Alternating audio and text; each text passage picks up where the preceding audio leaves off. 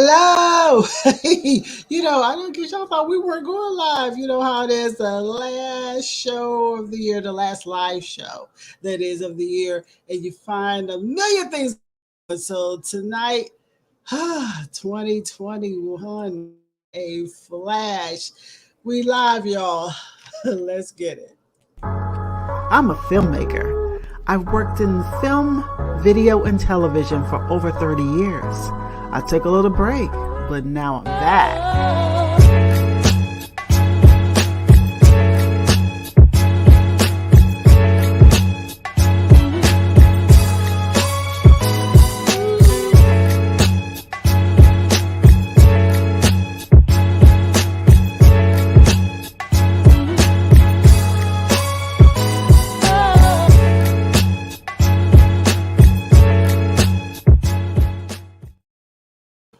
Hello and welcome to another edition of Art Imitates Live with me, Tanya Dixon.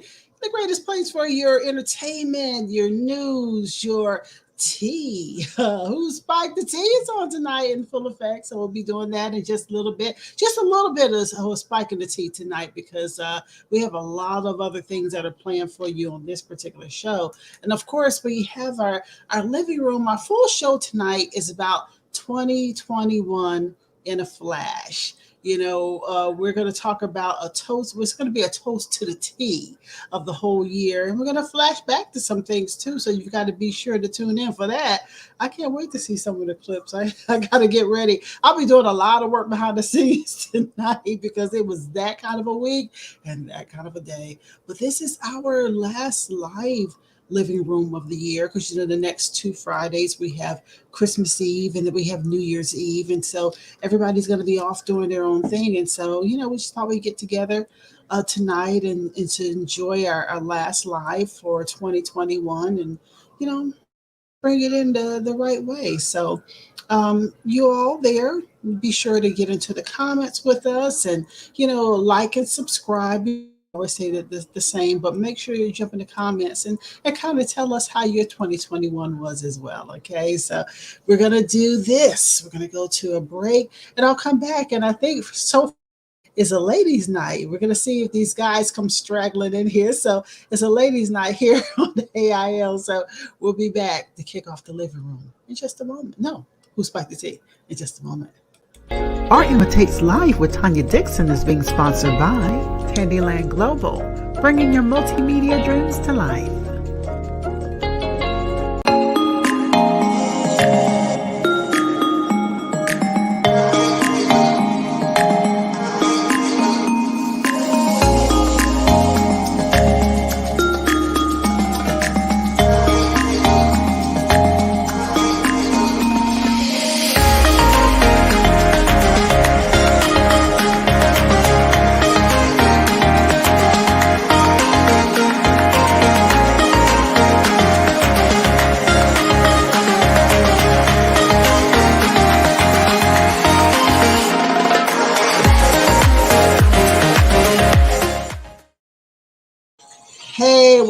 Welcome back to our live. And I'm over here playing everything live on my phone. So, but welcome back to our Imitates Live.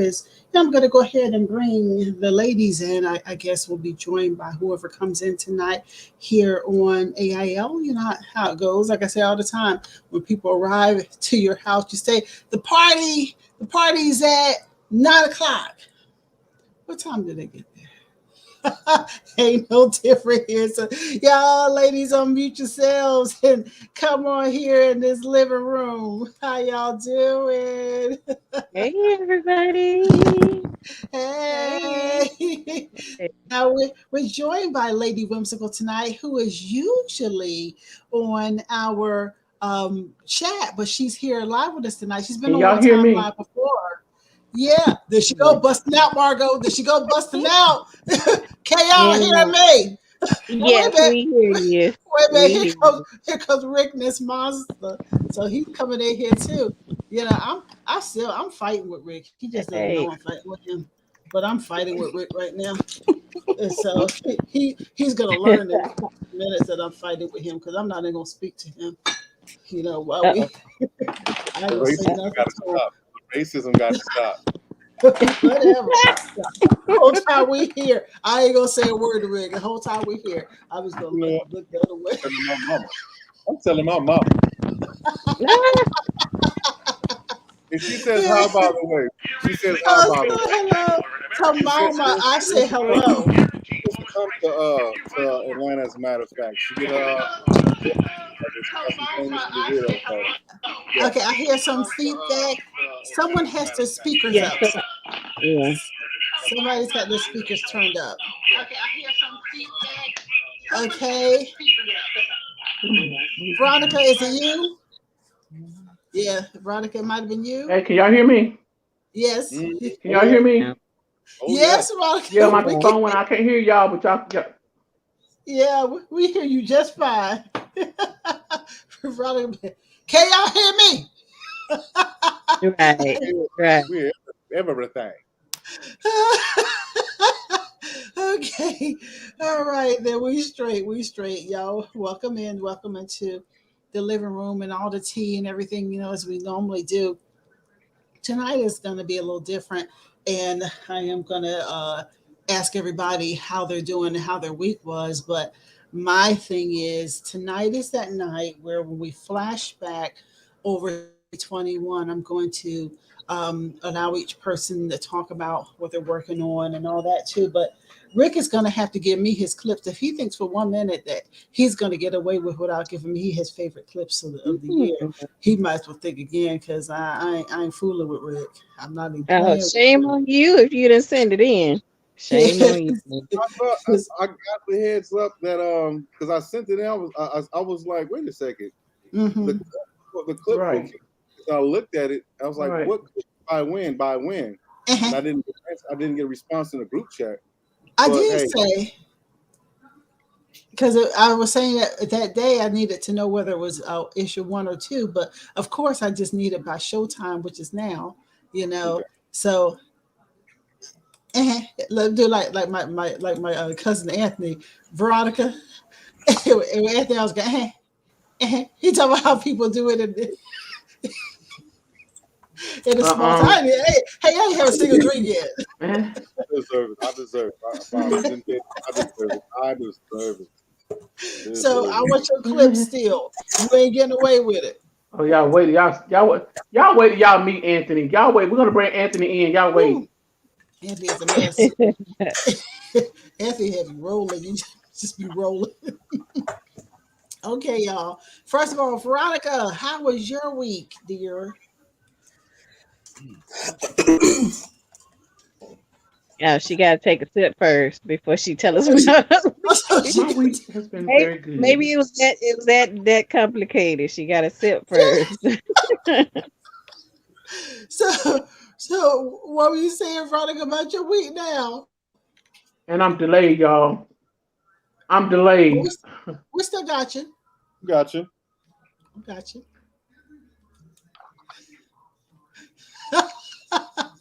She delayed now. Everything was lovely. The man's supposed to come tomorrow and fix my roof. Okay. Right on. Cool. So you're in business. But Veronica's got some other big news about what's happening tomorrow. Yeah. On my birthday. So. Yeah. Tomorrow is Ronk's birthday.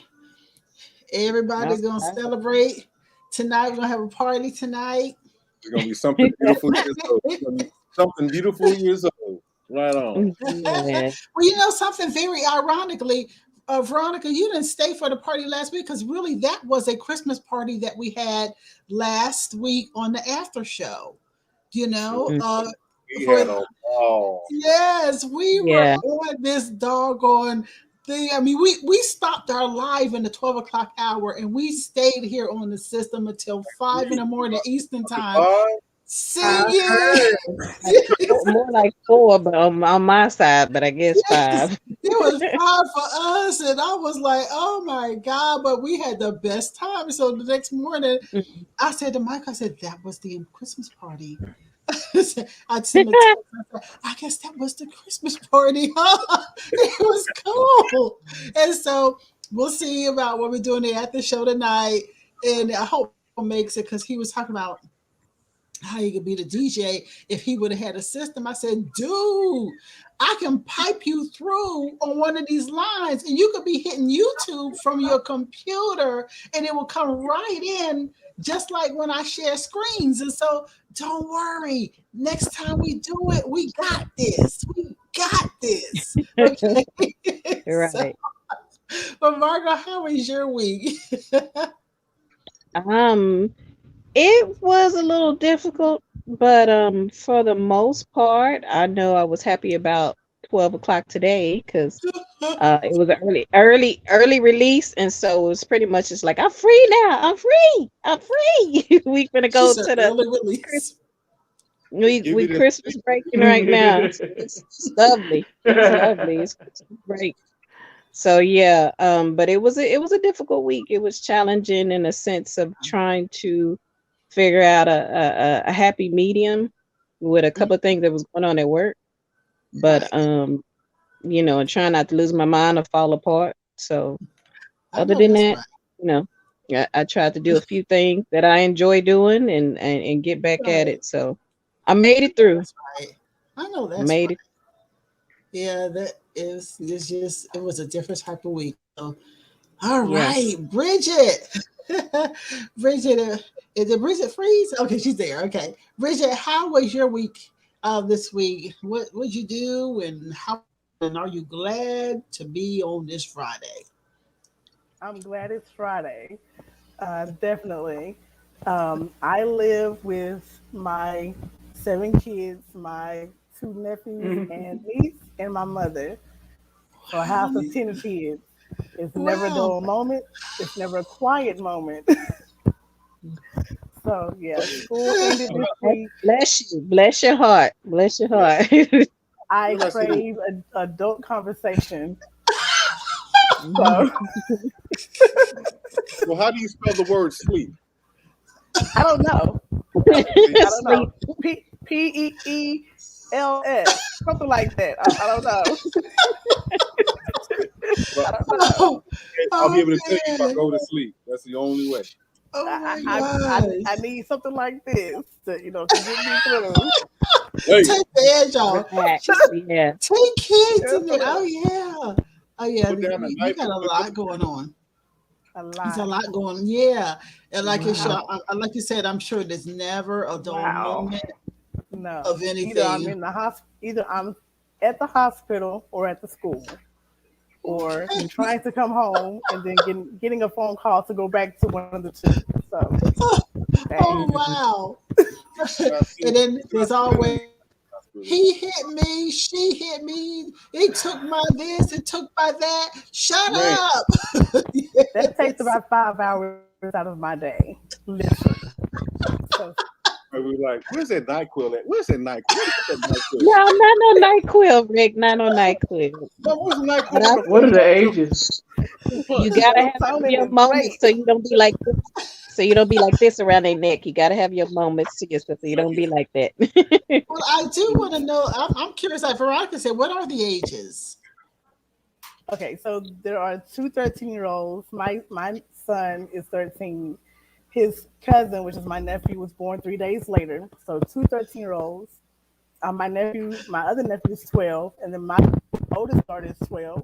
So two 13-year-olds, two 12-year-olds, an 11-year-old girl, a 9-year-old girl, a 7-year-old girl who's about to turn 8, December 23rd, a 6-year-old girl, a 3-year-old girl, and a 1-year-old boy. Wow. So you just rotating in a circle to everybody. You turn around in a circle. Yeah. I feel you. I got you, girl. I got And two teenagers, so yeah. Wow. all of my birthdays are in like all of the birthdays are basically lumped in one season. So I have Uh-huh. mine and my son. Well, my birthday is in April. My mom's birthday is in April. My niece's is in March. I have 3 birthdays in May. Another 3, I believe, in June. 2 in July. 1 in December and 1 in November. So Wow. So you mostly March, April, May, and June are the majority of them, and right. then November and December. Yeah. Wow. So My pockets stay burning. My pockets stay with holes. Stay with holes. I understand. I totally understand. And thanks for being here tonight. Thank you for being here, taking some time. I'm happy to be here. Well, good. Good. Thank you. Rickness Monster. It's been the sickness. Nah, it's been good. Celebrating my anniversary with my current gig. Looking forward to the increase. Finally, relinquish my paintings I've been working on to these to my clients. These customized pieces, they're done, so I can just relax and just and a whole lot more. Just relax and just getting better prepared for things to come. Now that the venues are opening more, we're having talks about doing exhibitions. Finally, I've been missing that. Talking to people, talking about the pieces, giving my side of life on them, just being around individuals. I really, really miss that. I really, really miss it. This is going to be a refresher. I mean, I'll definitely keep you guys on notice. You know what I'm saying? Get some footage as well. That is for sure. But I'm very excited about it. That's it. I'm still alive. I'm still alive. Still alive. I know that's right. Well, y'all, I can honestly say it was quite a week for me. It was like a blur. This week was a blur. And I'm going to tell you the biggest reason why this week was a blur. I never knew just how much of a slave we are to a phone. And I had no idea that me and my phone were so tightly bonded together. And I felt bad. I had to apologize to my phone because last Saturday, I was driving and I saw this great big cloud. And I said, you know what? I could probably beat that cloud. And I'm going down here to get some quick gifts. And then I can get back home before that storm comes. Got to the parking lot. Whoosh.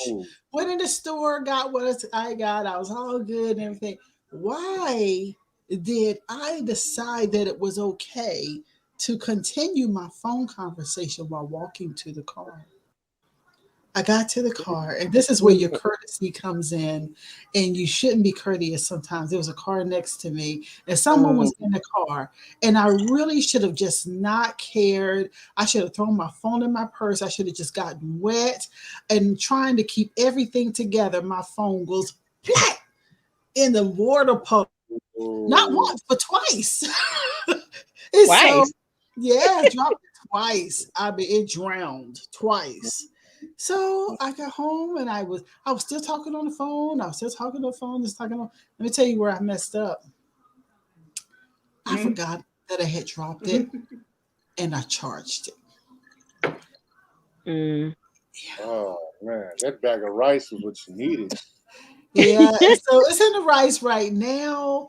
But the thing is, I don't know whether I've messed up the motherboard or not, by charging, because I forgot all about it. Because you could actually talk on the thing, but you can't see nothing. It's black screen, But so I had. You didn't take it apart? No. Take it apart and soak it in alcohol. How do you take it apart? I don't know about alcohol, but yeah, you take it all apart and you just set it in front of a fan or like the rice thing or something. Yeah. No, you take it apart, put it in alcohol, because alcohol separates the water from everything. It separates the water. So when you take it out, it'll just dry faster. Alcohol dries faster than water. Well, when we get to the after show, I'm going to ask y'all about that taking apart thing, because I thought that I had.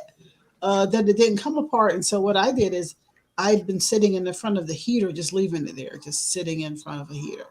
And then that didn't work. So I put it in rice now. It's been in the rice now since last night. So I will. It's in a plastic bag covered with rice. Okay, cool. Okay. So I'm going to try that, but I'll try the opening it up thing because. It's a new early Christmas gift, a brand new phone. Yeah, it is time for my upgrade. I am actually at the time of my upgrade, but who wants that phone? You know, I tried to give that back to them. They'd be like, yeah, right. You think for 1 minute. So I don't know what to do with all that. So anybody out there that has any tips on what to do with that phone as far as when I get ready to do an upgrade? What was that person? Yeah, I mean, I'm at that point now where I am due for the upgrade. I mean, because I waited 2.5 years to get my upgrade, and so I'm glad that this was my old phone instead of my new phone that I dropped. But probably the one that I really wanted, I can bet you that if I would have had it and when I get it, I probably won't even talk to people at certain times. I don't care if I'm walking anywhere. I'll be like, okay, I can't talk right now because I want the Z Fold. I'll be like, I can't talk right now. I got my phone, and me and my phone have a special relationship, so I won't talk. Oh, but that's been my week. It's just been like one thing after another, you know, just busy and trying to keep up and catch up, and it's been crazy. So really glad to be here. Really glad to be here. The last live show, I think I need a little break, and I know everybody else wants to take a little break and chill out, but I'm always here. If anybody wants to get together behind the scenes and, you know, talk, chat, or whatever, but we just won't go live. And I have another tape show coming up this week, and I'll tell y'all about that at the end of the show. So, all right. Yeah, but y'all, I don't have my opening yet for Who Spiked the Tea because I made some discoveries this week. My tech issues put me behind on everything, but I made some discoveries. Like, what's the use in having a second computer to do everything you're not gonna use it? And so what I did, I've been shifting files over to the other computer all week, and that has gotten me behind too. But at least that computer is not as full as this one, and so I am moving faster on my other computer. So for the new year, I'll have more stuff done because I am officially using both of them now. I might bring the third guy in. You know, I'm trying to let him rest. He did a lot of work for a lot of years, but at least these two right here, we got this. We got this. So, you know, y'all, the one thing that I don't have that I normally have is I'm always one to look at all the news break articles for Who Spiked the Tea. Not having my phone this week, I'm kind of scarce.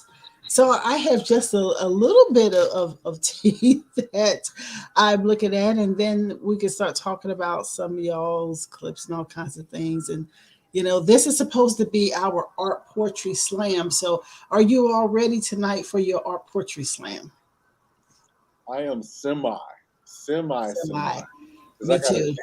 I gotta dig through 2000 files. Like I gotta scrub and like dig, but perhaps maybe something written off the fly. I don't know. We'll see. You okay. Yeah. Well, I guess you could say I'm semi too, because I'm looking at my files and stuff, and my whole artwork thing, Rick. Last week I looked at how my picture looked on the show, and I was trying to turn it in every way because it being charcoal and graphite, I couldn't find a good way to make it look good. It looked crazy. So I took a picture. Okay. And I might see if I could upload the picture to the system in just a bit, but I'm running another program now, so I have to wait before I do that. So somewhere in the midst of the night, I'm going to see how that looks. And y'all, I am itching to take this 800 milligram ibuprofen. I am itching to take this sucker, but I know I got this wine over here. You're going to go night. I know, right? At least I should do. Ooh, I could take this Tylenol. Yeah. So somebody talk real quick while I take this Tylenol. That's why I forgot to take it out. I could take that, Lee.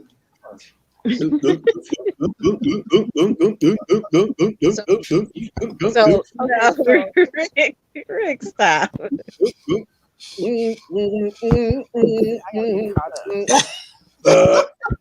So down the hatch. There you go. Take it like it's a free drink. That is. So I guess Tanya and Rick, y'all Rick, have. What you drinking on? Huh? Okay, Veronica asked, "What you drinking on?" Oh, so Water. this is a mixture between. I try not to do anything too heavy. Uh-huh. So Yeah. this is I asked Rick, my. what was he drinking on? Oh, so you can ask Rick like Rick. No, First, you good for sharing She's drinking too. Mike. Yeah, I like She's to drinking know. Mike. Lady B is drinking Mike, so I can tell by the label. I'm drinking Mike and a mixture of this. oh, You're no. She getting smeared. okay. I mix it.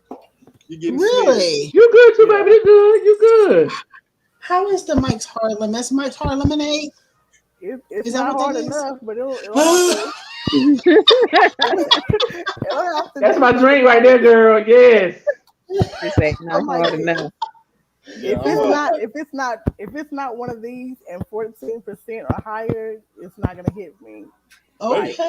Like Okay. liquor.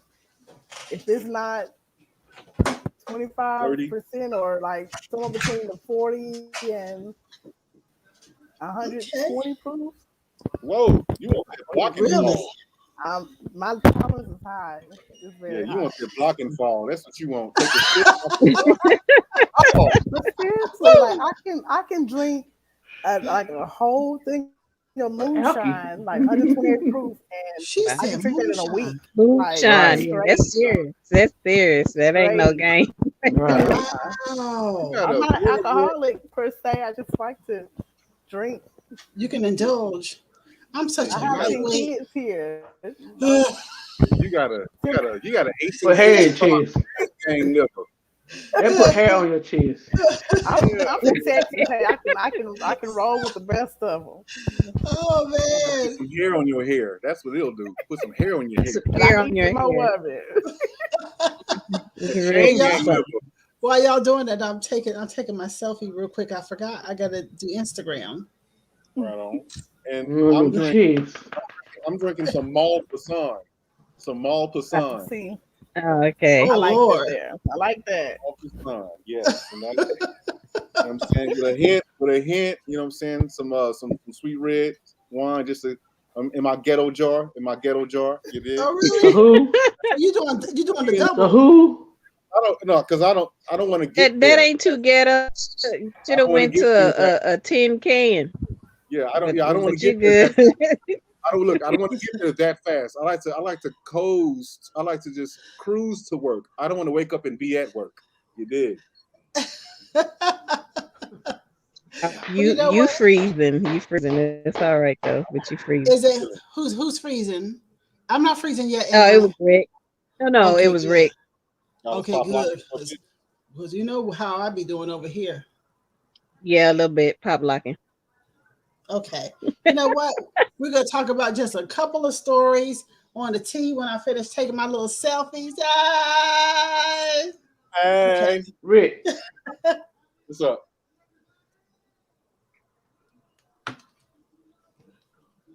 Player. Veronica's having something special in her cup for her birthday. What's in there? You got some Drano, some MD. You know what I'm saying? Oh, All right, y'all. You know what? Like I said, my week was kind of not too much on the stories. But how many people have been watching the Wendy Williams show while she's been away all these different months? I haven't really been catching it. I don't know her. Christmas, is that Christmas win? She said, "Who is she?" Wendy Williams. I know who she is. I'm pulling a Mariah. Right? Yeah, I don't know. Like That's episodes, Mariah maybe 1 or 2 famous for that episodes. mess. Yeah, Mariah famous for that mess. I don't know her. You know, when it comes to Wendy Williams, she came back for her new season in towards the end of September, and she was only there for maybe 2 weeks, right? Then she was missing. Maybe. So the word on the street, what they telling us in entertainment reports is that she has Graves' disease, and you know all that's going What's on. What's wrong with her? Well, the word on the street from Tasha K, I'm citing my source that I saw talking about this, is that Wendy's back in rehab.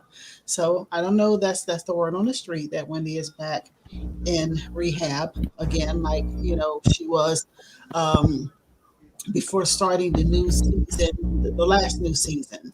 She had some trouble then too.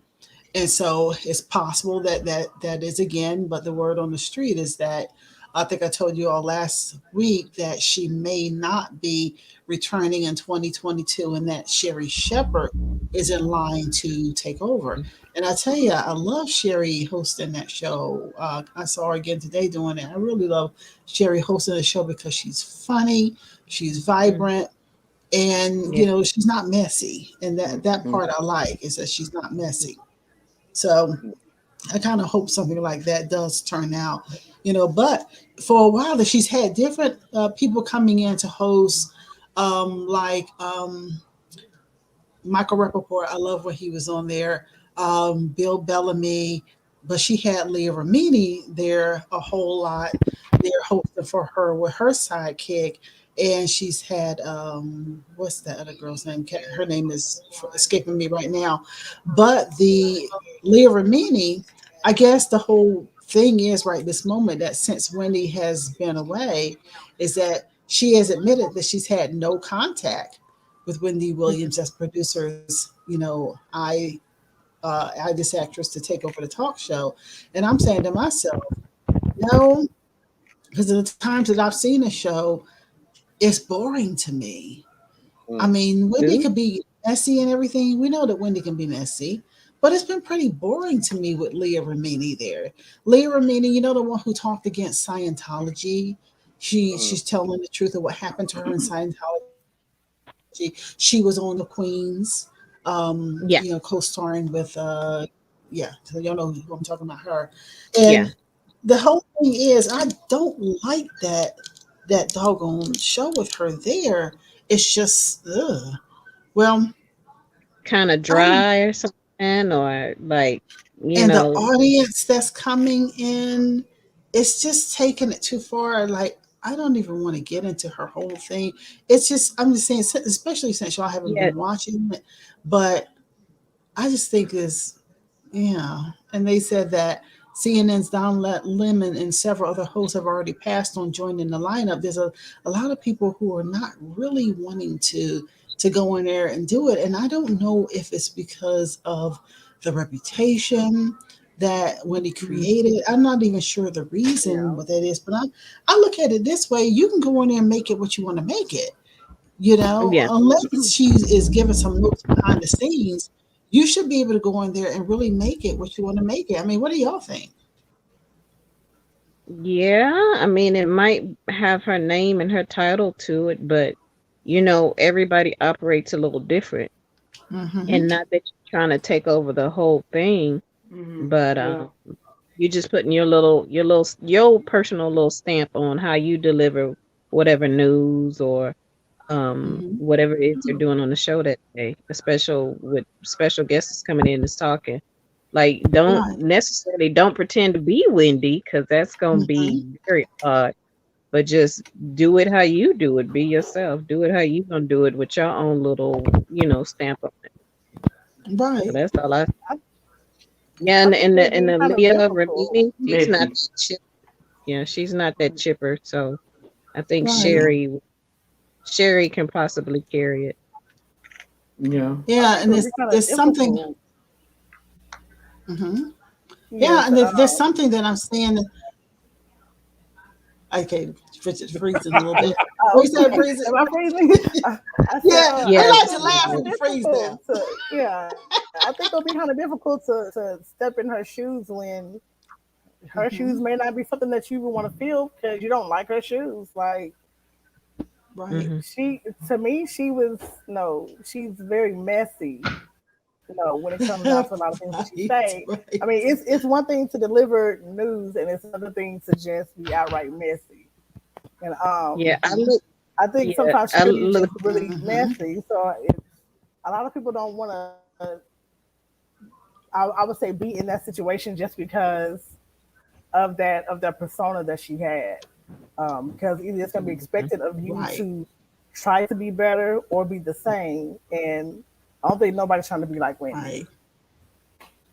Exactly. Yeah. And actually, try different. Right, and I thought it was cute when Fat Joe and Remy Ma stood in. I like Michael Rappaport and people like that. But, apparently the word got out about Ramini, and they were saying that she was replacing it. But then producers came back and said that they've invited Sherry Shepherd back to guest host, but not Ramini. I think Leah Ramini has too much of an attitude. I don't think I would take her. She has very classically has that kind of attitude. I don't think that would be for me, personally speaking. That's just from watching her, behind the scenes, watching her different things. But I like the fact that she spoke up on Scientology. That was cool. Oh yeah, I did like that part. I did like that part. Yeah, she was being honest with the behind the scenes, that this is what's happening. This is what's really going on. Well, this is what's going on to me. How dirty, they doing me. So I love that she did speak up for herself, regardless to what could happen, for speaking up. But hey, you got to be true to herself. Right. I'll tell you. Well, we wish. A whole different audience as well, just being truthful with situations in the matter, not just being adamant about being messy, because mess gets old. Mess starts to stink. You know what I'm saying? And it just okay. Can we do something else? Can we do something better? Can we talk about something? We're going to be honest about one thing that works, and that's working. And sometimes the networks just have to see what really is. We're used to it now. We're numb to it. So we're just all right. I'm gonna watch some Tom and Jerry right now, because she ain't, what I'm saying? Exactly. Like the cartoons come more entertaining than an adult talk show or a talk show like that. Yeah. Go out in the streets, do another walk out in a crowd where you're not gonna get like go in a different environment. Walk around the campus, get to know people. Right. He said some Tom and Jerry. Really though. Hey man. I mean, I think I watched a few of her shows. Right. Right. If the content was even worth, repeating.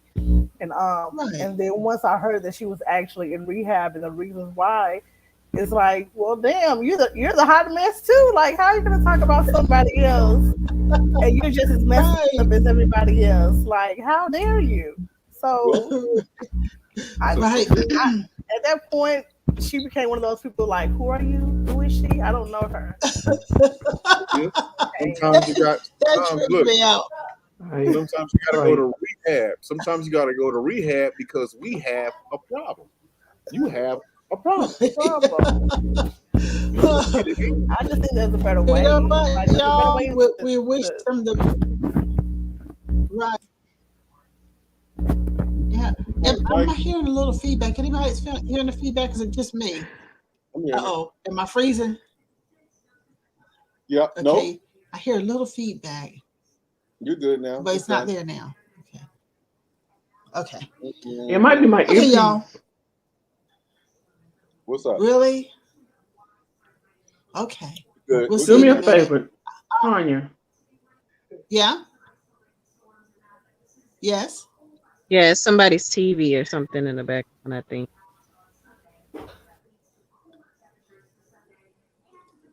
She said, do her a favor. Mute me and then unmute me. Okay. Oh, it ain't my TV.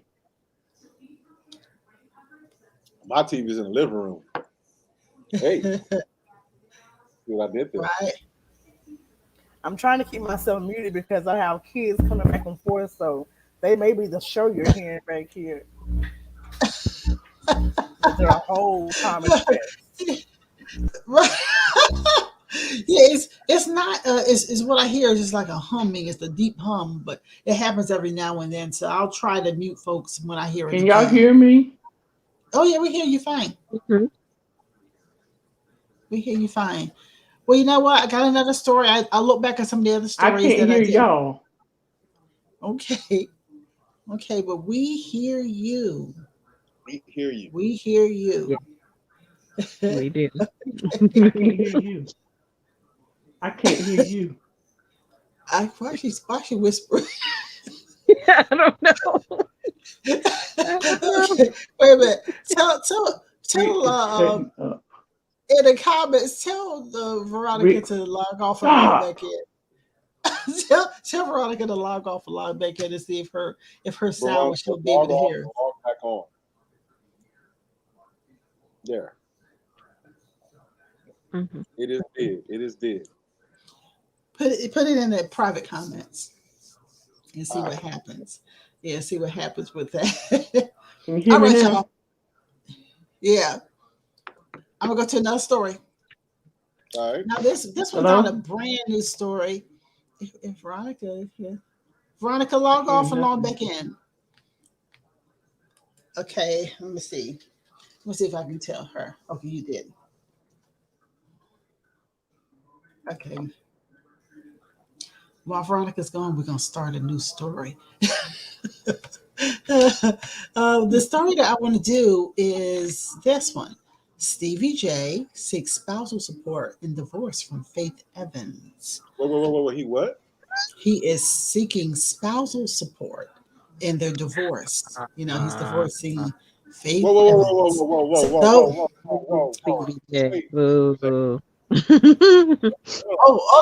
Let me get first, and then give me some opinion. I'm gonna give you a little information, and this is a shout out to blackenterprise.com, so you know it's legit if it's coming off Black Enterprise. So, according to the blast, the acclaimed producer is requesting a monthly stipend from Faith Evans, petitioning the court to forego spousal support for her.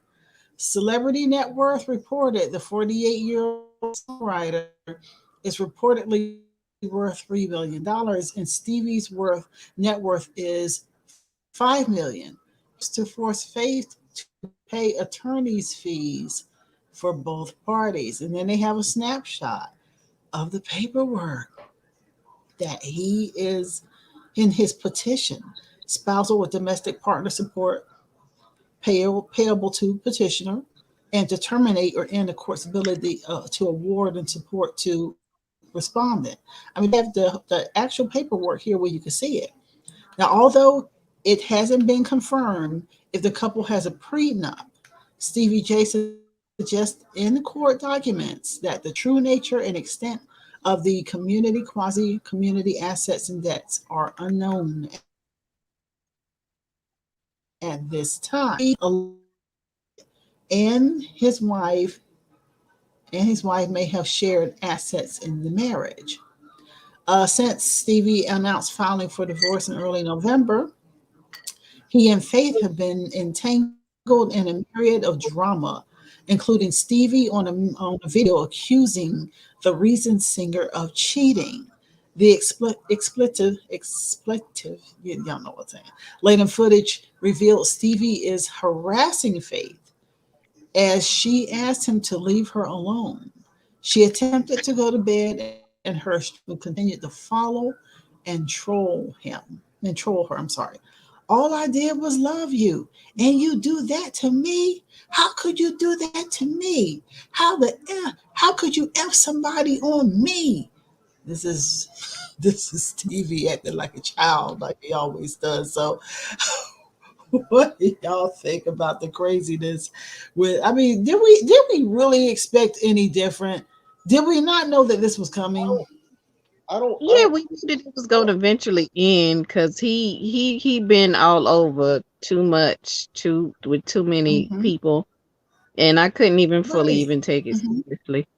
Like, I didn't even understand the relationship and how it even happened. But yeah, Stevie J is trying to. Well, it's you said that she has $3 million and he has $5 million, but he wants her to split her stuff. That don't make no. Stevie J, leave her alone. Leave her alone. Leave her alone. That's just some basic math. Yeah, some mess. Bottom line, dude, y'all both rich. You're both rich. You did. Yeah. You're both just rich. Leave each other alone. You got your lifestyle about the money. before you met each other. Yeah. You had your lifestyles before you met each other. You dig? So you're both rich. It's not about the money though. No, but hold on. And me being a man, like, no, bro, just take your rich behind, get your life, move, take your life, go away, go your separate ways, continue to live your life. To me, should no man be asking a woman for no money? That's what I'm just saying. Unless, of course, to me, under just no circumstances. I mean, it depends, but the fact remains that you both y'all ninjas are rich. So what more do you need from one another? What more do you possibly need from one another? Right. Spousal support.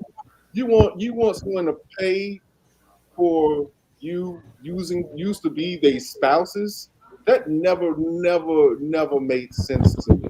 Right. At all. From a man perspective, you want a woman to take care of you based off of the fact that you are their spouse and you're no longer together. If you don't want to have anything to do with them, then go all the way through.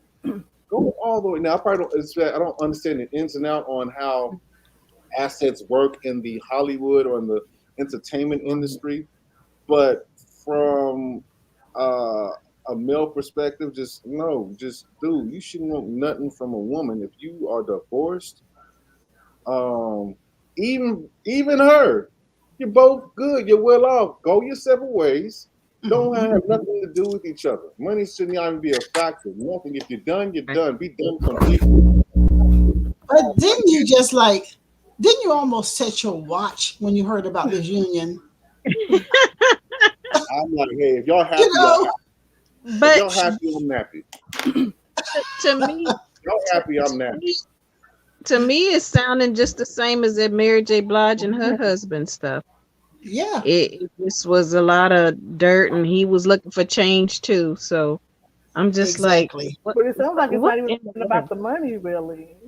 Like, yeah, it's more about manipulation and just being not greedy, but just being a butt. Just being a jerk. Trying to stop her groove, that's what it feels like to me. It's just like, I sent you, he's accusing her of cheating. So basically he's saying, if I can't be happy, you can't be happy either. And that's what I'm getting from the whole thing is I'm not happy with whatever you did and blah, blah, blah, blah. So if I'm not happy, you can't be happy either. That's what I mean. Just like y'all said, he's being a D. You know what I'm saying? You're being a D. I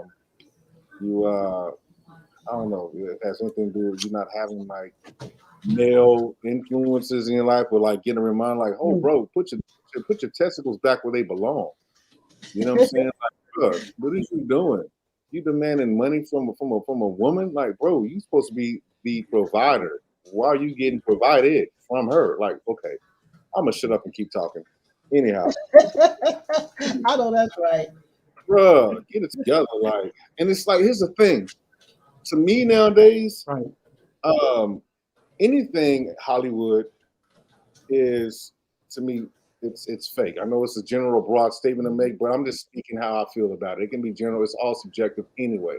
Just like these entertainment marriages, it's all subjective anyway. How we do them, because they're exposed. They want to be seen good or bad. Right. So with that said, it's all makeup anyway. They're only supposed to be together, only going to be together for just like you said. When did your watches start? When you hear somebody say "I do," that's all. To me, it was already doomed to begin with. You know what I'm saying? It's not even real. It was never real. It's just for entertainment purposes, just for us to even have this conversation, or for this conversation to come up even on the Wendy Williams show. It's all fake. It's all makeup. All of it. To me, I'd rather be wrong though, because I like to see successful people flourish together. I love seeing.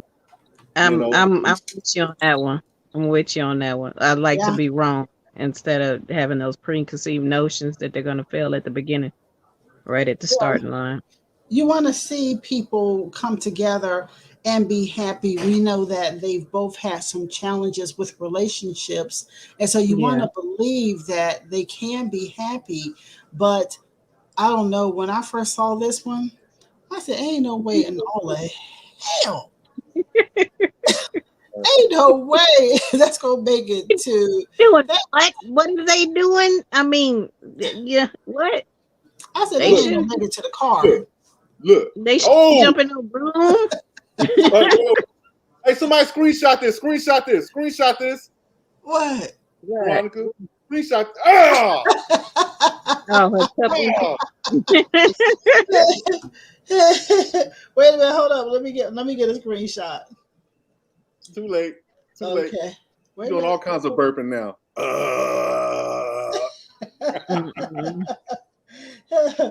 I said, you know what? what? But you know what, Tanya? Y'all, you know, ladies, you know what I do hope?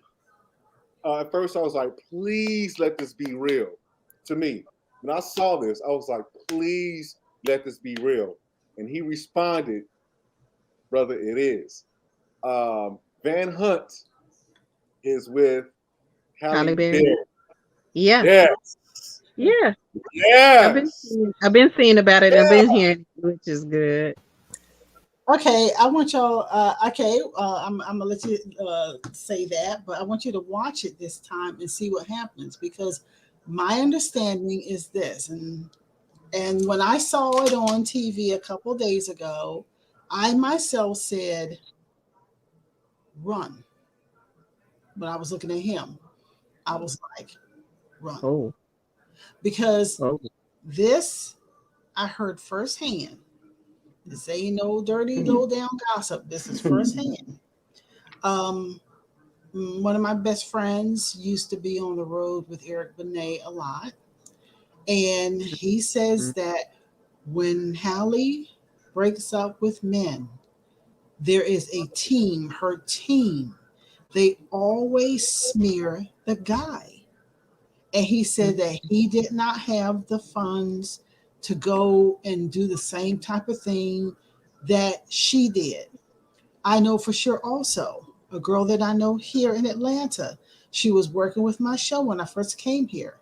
Her sister was dating David Justice. She pretty much said the same thing years earlier. And then turn around and Eric Benet said the same thing again. So think about it. Let's take a look. Okay. Didn't this happen with David Justice? This happened with Eric Benet. This happened with the model that she was with. I mean, just different guys that Halle dates. Is that she did something happens and they're the worst man in the world when she breaks up with them.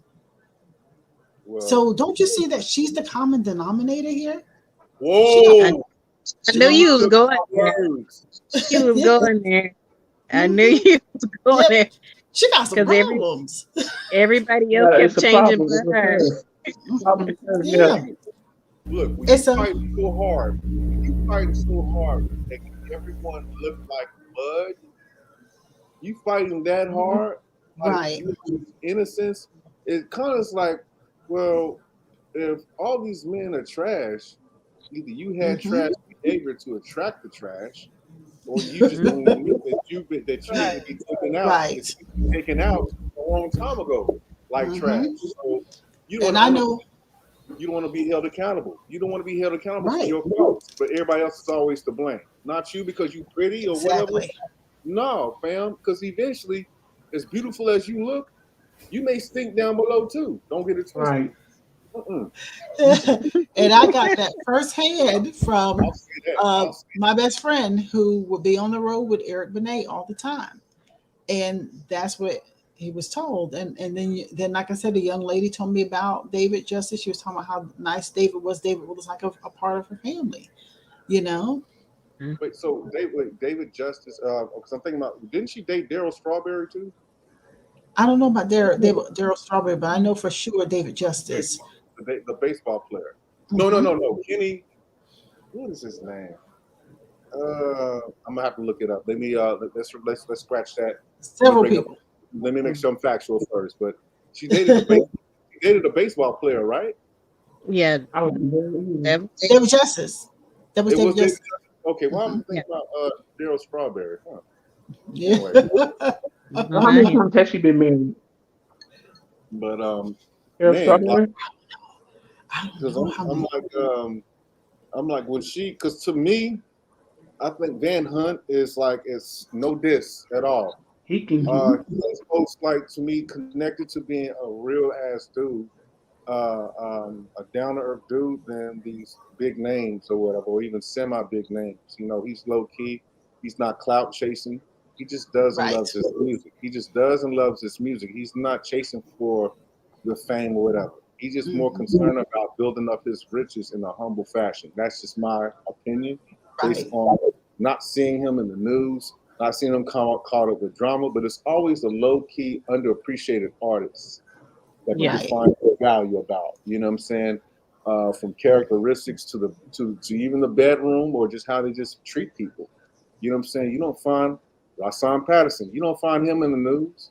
You don't find him in the news. It's always a low-cut people with actual talent and an actual heart. You know what I'm saying? That doesn't get the shine that they deserve, but that's okay, because it doesn't need that. It's going to show on its own. But you know, people want to match. They want to match their bread with people just because they're their peers in I guess an A grade list or whatever. Like that's going to work, or like that makes sense. You're forcing something unnatural. You want to base it off of this things that don't even matter from the jump, and you wonder why it doesn't work out. Right. You know, you're trying too hard. Stop. Just go with what's natural. Because sometimes, probably some of these celebrities need a 9-to-5 individual, male or woman. You know what I'm saying? Like, that's just me. Like, no, you need someone that's grounded. That's walking these streets. That's involved with normal, whatever you want to call normal living. You want an individual that's living real life, not in front of a camera and not hiding behind votes of millions of dollars. You want to be with somebody that's votes and millions of love.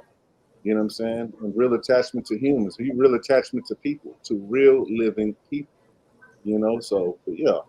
Anyway, I'll tell you, it's fine because it's something that I see and I remember. I told you I looked at that TV screen and I told that brother to run. Now he stays. I can't help him, but that's what I was like. Run.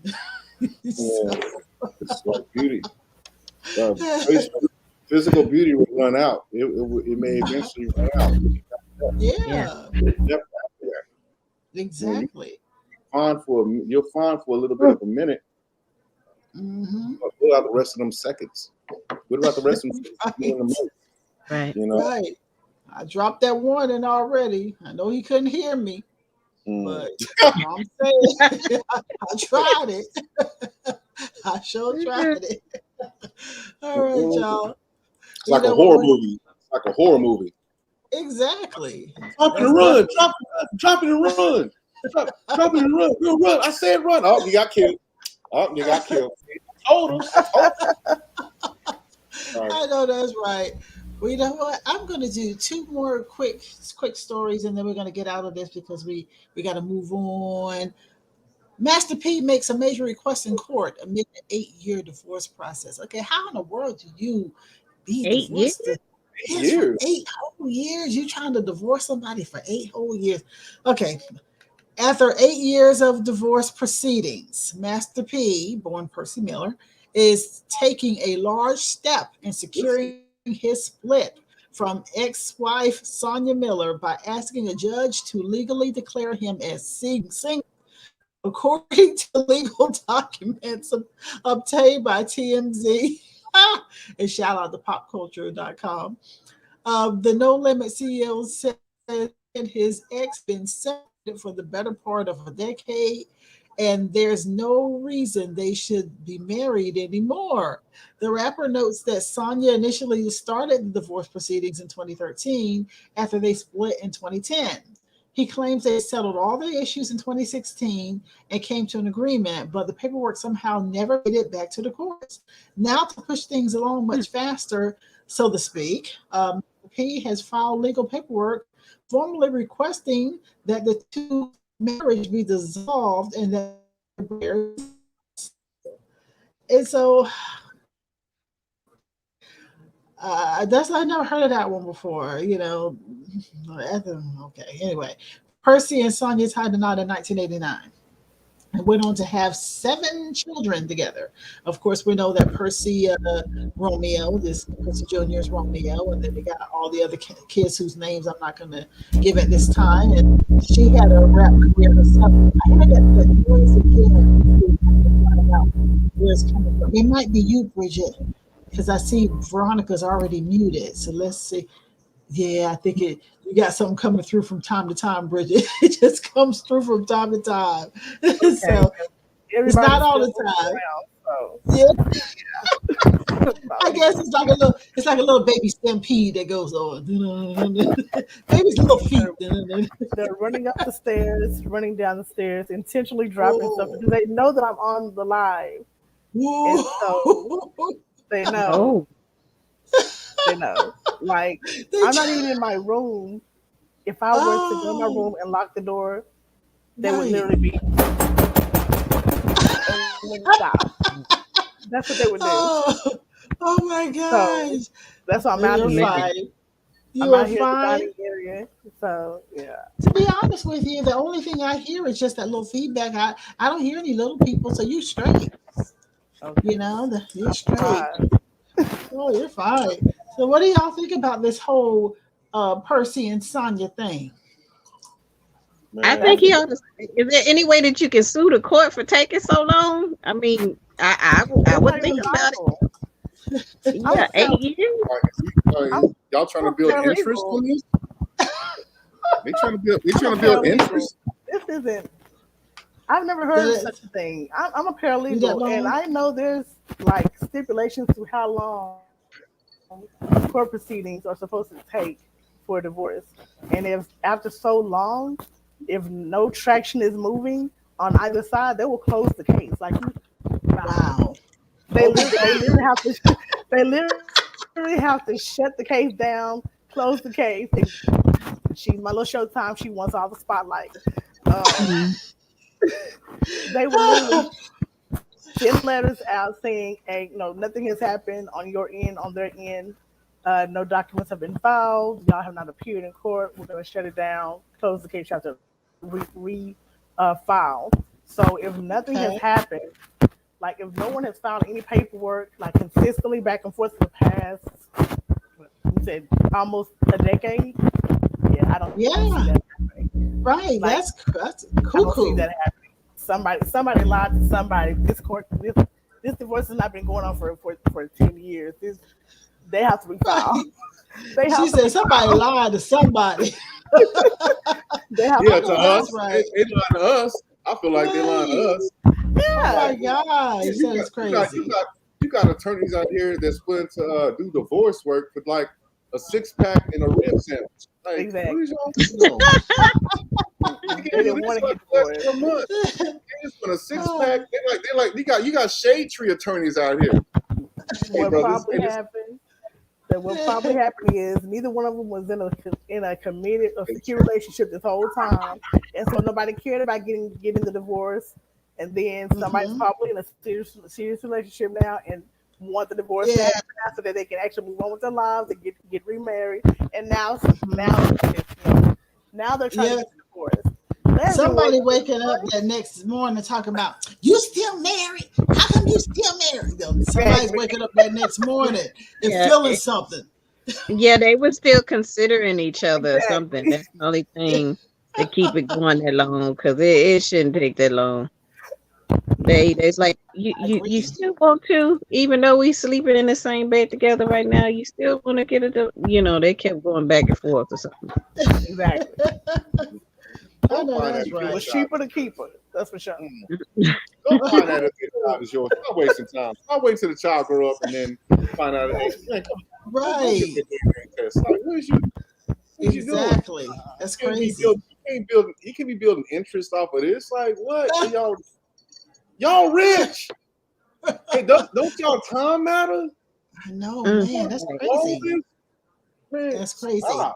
Well, I tell you, y'all, that one's for the books for me. That's a pretty long one. That's a pretty crazy situation. I wonder if money is like no more shackles in my feet. Reality, man. I wonder if money making people detach from reality. Like, Yeah, to a certain extent, I guess. It's making them look a certain way, like you that irresponsible. You allowing this to go on for how long? Right. I'm like, the more money you got, the more stupid you become. Like, I don't know. Like, that's why I just rather be well off, and I don't need to be famous, because the stupidity of that degree comes with the territory. I'm good. I am good. Leave me off the camera. I'm straight. Well, not this. I know that's right. I know that's right. Well, I tell you, we're going to end on that in that story, but I have one more story to go, and then we'll get out of here. Okay, how many of y'all missed the signing off, the sayonara, what do you want to call it, for MSNBC's Brian Williams? He said goodbye to being on air. How many people got a chance to see that? Well, I tell you, I found it to be very interesting, because a lot of things I've been saying for a long time. Remember, I'm talking about how the media was on the gig and that some things were going to come to pass. And that's what I think is kind of happening at this moment. He says, okay, the whole thing is him in his farewell speech. He was saying, as he ventures to the great unknown, after a 28-year stint with NBC. Now, on the 9th, he announced that he would be leaving NBC News entirely by the year's end. And exactly 1 month later, the veteran journalist signed off as host of the 11th Hour. He reflected on the state of democracy in his 3 decades with NBC. And he says, after 28 years of peacock logos on much of what I own, it is my choice now to jump without a net into the great unknown. And he says, listen to how that sounds. Yeah. It is now his choice. His choice. His choice. Mm-hmm. So slavery. Oh, I got more. I got more for you, because this is going to trip you out. As I do, for the first time in my 62 years, my biggest worry is for this country. The truth is, I am not a liberal or conservative. I am an institutionalist. I believe in this place, and I love, and in my love of country, I yield to no one. But the darkness on the edge of town has spread to the main roads and highways and neighborhoods. It is now at the local bar and the bowling alley, at the school board and the grocery store, and it must be acknowledged and answered for. Grown men and women who swore an oath to our Constitution, elected by their constituents, possessing the kind of college degrees I could only dream of, have decided to join the mob and become something they are not, while hoping we somehow forget who they are.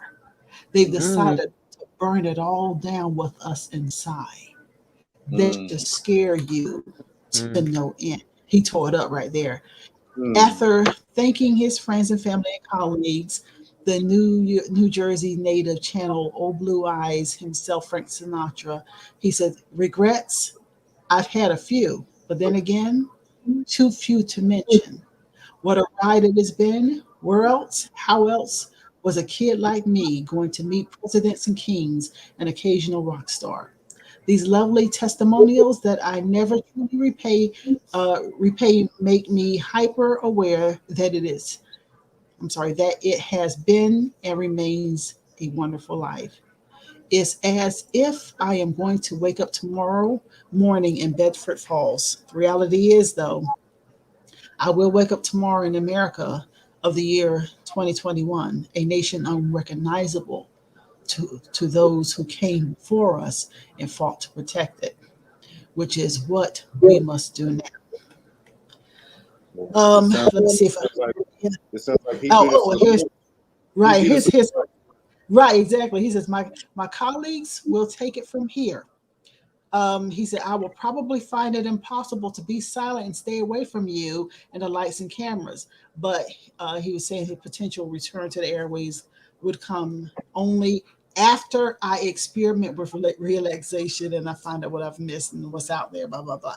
But you heard what he said. He basically said that those people are controlled. He's basically telling you straight up and down that the people who we have voted into place, they controlled, and they have succumbed and praying to their God, who we know controls them. And the media has done the same thing. And so he's basically saying some of the things that we've been talking about for many months, and he just put it out there. I was really so surprised when I saw that they allowed it and didn't cut him off. It's just like actually you've made this clear on several occasions on and off the air. He's just going to be told about. Right. You know, it's coming. He beat us to the punch in terms of poetry slam. He beat us to the punch. That was highly poetic. You know what I'm saying? Exactly. It's exactly. He's just another powerful voice that we needed to hear from. We didn't realize that we needed it, but they're not alone. I mean, and I've said this before. I know for a fact that we're not alone in this. There's a lot of natural human beings that can't wait to get out. Right. A lot of them are imprisoned because far we know, the individuals that these so-called celebrities are in love with or love, but to me it's like, well, perhaps some of these people are actually truly in love, but they're no longer allowed to be together because of a hidden contract. They want drama. They don't want great relationships to flourish. And if so, only certain ones, but that's even still those certain ones, that even is a lie, but they want to prolong a lie and then create drama in the process to make us feel like this ain't, how to say it, at the end of the day, it's only going to happen if they say so, if they allow it to happen. Either you're going to be a part of this or not. We're not about what's real. We're not about what's honest. We're about further sickening the minds of people that's only caught up in what they see, but not what is real. We don't want to live a life of what is real. We're about make-believe. We're about only make-believe. This is why a lot of these people, they're no longer found on the big screens. One by one, they're taken out. But one by one, they're leaving it. Simply and plain. And he's one of those that left. He's not the only one. They left it. He said, I got to free myself of this. I'm done. More to come. More is to come. And I'm glad. You got to free yourself. F that. They ain't playing right this moment. Yeah. They're playing. They are not playing at all. And I'm really glad that people are speaking up, because when everything comes tumbling out and we're getting closer and closer on a daily basis to everything tumbling out, what they want you to know is they were not a part of the crap. And so basically that's what it is. You know what, Bridget, I just put that out there and it's a little jumbled together. I should have let me do it again here. Let me try to do this where it separates a little bit more, because on my end it wasn't jumbled at first, but then it did its own thing. Okay. It keeps doing it. I'm so sorry about it, but that first link is the show link, and actually I kind of put all the other information in there. If you want me to email you, I'll email you the information so that you can have it how I lay it out. So I'll do that right now. But for everybody else out there, it's time for us to run over to the living room. Let me just ask you a question, Rick. Yep. Have you pulled your information yet? I'm looking for it now. Because we're waiting on Rick. No. We're waiting on Rick. That's what we're waiting for. It's Rick. And so if he's ready, and I'm shooting this over to Bridget also while I'm doing this. So y'all bear with me. And as I give Rick uh, a chance to together, then I'll hit Bridget with this information at the same time. There we go. And so that's just a little something Bridget, that you can post out there because we are actually live, live, live, live. Okay. Oh wait, I lost Bridget. Let me bring it back in. Bridget, I just emailed you. I'm here. Can you hear me? I just emailed you. I'm sorry, I didn't know you were there. Yeah, I didn't even know you weren't there. I'm so busy talking. Are you If you go to good? your email, I sent you the news Okay. for the night. That's how I post out there. Okay, Rick, you ready? Y'all ready to go into the living room? Yeah. Yeah, cause we real lax and slow with it tonight, but we in here. We in here. It's the end of the year. It's lax and slow, but it's a slow grind. Here we go now.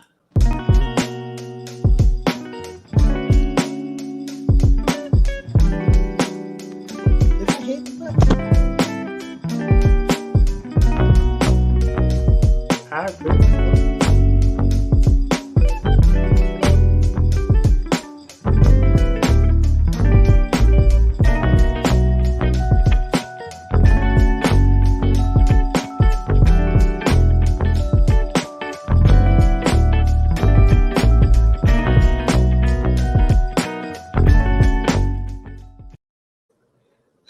Hey y'all, welcome to the living room. I'm telling y'all, we are real lax with it tonight. I mean, like for real. So, but I think everybody is just tired. I know I Yeah. personally am. You know, at the end of the road here, the last live show, it's been quite a road. It's been quite a year, and you know, okay, and Rick is having some problem with his phone. He said his phone is not on his side right now, so everybody's having a little. On blast. Yes, On blast. I like this. That was funny. Well, at least I didn't put you on blast like Mike did yesterday. Hey. Mm. Hey. All my street credit is shot. I just said, Oh, Tanya, stay quiet. hey, I just said, I ain't man. gonna say nothing. I'm already mad at Rick. I'm about to get more mad at Rick. Mm, That picture. Did I miss something? I It gotta was find the that. picture yesterday. Yeah. What was going on with that picture? Yeah, we're talking That about was it. so we did a play our senior year in high school. We were part of this organization called PAL, PAL, Peer Assistance and Leadership. And we did a play about drug abuse. So it was a very, very healthy group of us. Michael Lee, he played an alcoholic. I played I played a You ain't answer that crackhead. one too much. I played a crackhead, and Oh God. I had two mismatched shoes, a job outfit, but I ain't had no job, and I had a box of empty Dunkin' Donuts, and Oh. and yeah, and I believe that was the end of my career. The end of your career should have been in the beginning. It should have been good acting. We had a good time. We had a good time. The Oh kids my loved it. God. Middle school kids, they loved it. They were like, okay, like it was like an episode of Def Comedy Jam. I'm talking about these kids fell over in their seats, yelling and screaming and laughing. Oh my Uh-huh. God. It was like one extreme after the other. Because Really? they've never Don't that seen make you us. feel good? Yes, but they've never seen us in this character. We're like, being serious, live up to your Uh-huh. dreams and da da da da da. It's like, wait a second, my pal, he's a crackhead. Wait, what? But it was like all in healthy fun, and we took Right. pictures like we were celebrities with them. It was the dopest. Oh my God, it was the Really? dopest feeling. Yes, and I got pictures of my pals too. I got pictures of Okay. them. So it was Cool. my God. Hold on, let me stick to the task. I'm trying to figure out. how you want us to execute. You want me to execute this? Okay. Send it one more time, please. All I need you just to give me the timestamp, give me the name of the show and the timestamp. You know, like where does the clip start and where approximately does it end? Something like that. That's all I need, and I'll pull it up. You know, hopefully my system over here won't lead me down a crazy road and not allow me to do it. You know, but that's what my attempt is to do that. Can you? Ooh, there's a lot. There's a lot to choose from. So I'm gonna dig in and get that to you ASAP. Well, let's see. Where do we want to start? I think it would be good to do is, I think I want to do first a couple. Okay, you keep talking and I don't understand. Oh, Margo. Okay. What about Margo? With what is it? The clips, or you talking about poetry, or what's going on? I want to do the clips first because I got to get y'all revved up before we get into the slam. Before we get into the slam, I'd rather do the clips and stuff first, get y'all all revved up a little bit more because right now it's very lax. It's a little too lax. And yeah, everybody gets pumped up. Get crunk with it. I know, right? Because we got to get the people out there a little, with us too on everything. I found it. Okay. I found it. Hold on. I found it. I'm sorry. Everybody, let us know you're there. Say something. Say hey. Just say. I think everybody is just chilled out. It's right before Christmas. Everybody's tired. Feeling the heaviness this week. Yeah. Because everybody had to get to today, and I know of a lot of people who are taking breaks starting, today. And so everybody's tired. So I know that folks, probably sleep because they got one more shopping weekend. And I forgot last weekend when I was in the stores, probably I dropped my phone because I forgot. I shouldn't even been out there like that. And so I'm still having regrets. Like I said, I had to apologize to my phone. So you should have been on the phone with me like usual. You wouldn't have dropped it. I know. I was on the phone with my friend Joe, and we were talking, and what happened? Oh, yeah, like I said, I was trying to be so courteous to the car next to me. I should have just not cared. Because it cost me $1,000 phone. So them damn phones are expensive, boy. So yes, they are. At least it's not the other one. Like I said, the one that I want is more expensive than that. So at least I want nothing like that. Which one you have? Which one did you have? I had nothing but that Galaxy S10 Plus. It wasn't like a one that I was really, really wanting. Matter of fact, I took that one by default because I had a note and I wanted another note. We had some politics with it. And so I had to settle for that one. And because, when you settle for something, you never treat it well because I've dropped it and everything. We never have gotten along, but he always did a job. He was like, see, I'm still good. And I was like, yeah, you are. You good. But I know I didn't do it as well as I should. What's that? I was trying to find the my iPhone. Oh, no. I don't like iPhones. No, I'm good. Only Apple products I like are the computers. I have Apple computers. All I like is the Apple computers. And it's only because they have the space and the speed that I need as an editor. But other than that, I'm good. I'm good. I just sent it, Tanya. I sent it. Okay, you sent it?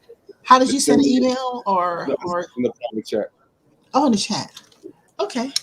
All right. So who's up first? Who's up first with their favorite clip? You want to be the first, or you want Margo? Or who's... Yeah, I can go. Just get me out of the way for you. Find me underneath your car. Okay. What I have to do is I actually have to go in here now, and I got to find the clip, so you all have to talk real quick while I go and put together what Rick's his pulled up and the timestamp that he wants and everything. And while that, you all talk about what you have going on this coming week. How are you going to entertain yourself this week? I'm going to just relax. I got to wrap my head around, I hate saying this, but it's like, it's the time to spend with family, this, that, and the third. Mm-hmm. Who's going to say something ignorant? Who's going to do something ignorant? You got to still approach it with love, though. You got to prepare your mind for them because they're coming. So you got to approach it with love still. Man, if this say something ignorant, like, look, I've been doing my Tanya backhand exercises. So are you like this when they come through the door? They be like, "Hi, y'all," and you be like, "Hello, no, how you doing?" I hate that. Like, okay. Hey, what took you so long? Hey, hey, mother. All right, good to see you too. You were talking about coming around, and I'm around, and I get that. You give me the butt end of the molded butt end of the bread. No. Like what? But you act like I should be bringing a slice. Like what is like what? This how does this happen? Like what? Right. This is why MFs don't be around as often, because you act like emotions don't extend or make themselves when they make themselves available. When they don't make themselves available, you want to complain about. When they do make themselves available, you want to give the Oscar the Grouch underarm face. Like what? What do you want? What do you want from me? Like, dude, no, I'm good. Yeah, I think everybody has that one. A couple of people in their family, when they come like such and such coming over, you be like, oh damn, why did you tell them? Hold on. I got one. And then you do tell them, and they don't show up. Why do you show up? But when they show up, oh, easy. Like, wait, what? Wait, which way are we going with this? You complain when I ain't there. You gotta still be nice. You complain when I ain't there, and then you complain when I do show up. The complaint is in your funk face. Like what George Clinton record did you listen to? Funk face. I hope he has a song called Funk Face. I'm gonna look it up. Rick, shut up. Okay, so that's the 15th. The show that was on the 15th. Is that the transparency? That is loyalty. Does your loyalty cause you to take things more personally? Oh, okay. The loyalty show. Okay. I'll be right back. Okay, I'm finding the clip as we go here. Because I want to make sure that I get there and find the timestamp that he is looking for. Y'all, we doing this all the way live. Folks out there who are listening, we are doing this all the way live. Because Rick, he pretended like he didn't understand the assignment. Yeah. This is straight rough draft. This is rough draft. Yes. He pretended like he didn't understand the assignment. And now Veronica. So are we supposed to be giving you're doing the right thing. Tonight? Yeah.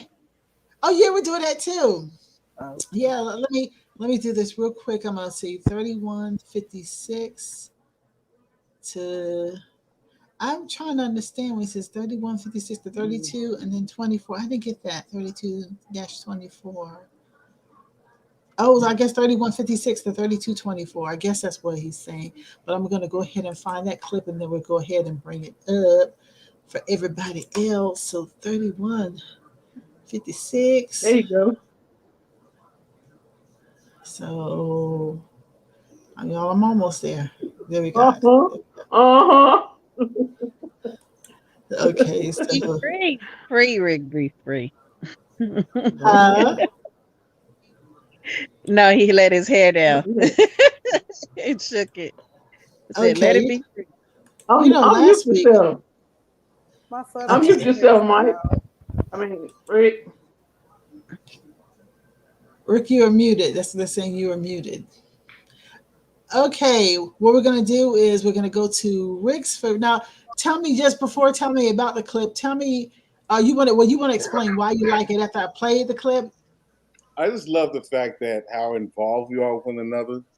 The points that we make, it just we just enjoy each other's personality, from expressions, the way that we respond. It doesn't even have to be a pivotal point. It's just a matter of like the fact that we're engaging with one another. You know, it doesn't have to be like something like a pertinent point that we are making. I just like to later on when we revisit that, then yes, perhaps. But I just want to start like the funness, the whimsical, the funness. You know, just having joining each other. You know, just yeah.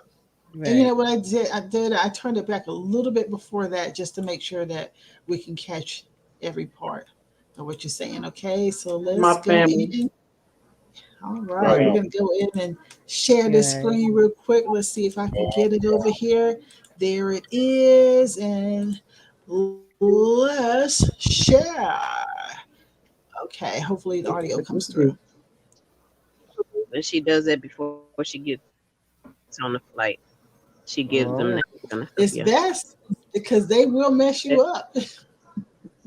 Yeah, and it helps with not getting like motions and stuff like that. Dog walking around drunk in hell.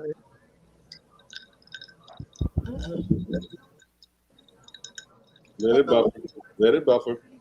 Okay, did we get a break? Yeah. Okay. Dog walk around the house. Shut up. Hey, Rick, talking about y'all. Y'all know me. Y'all. Alcohol.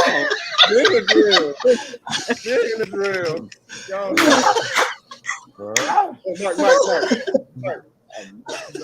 Right.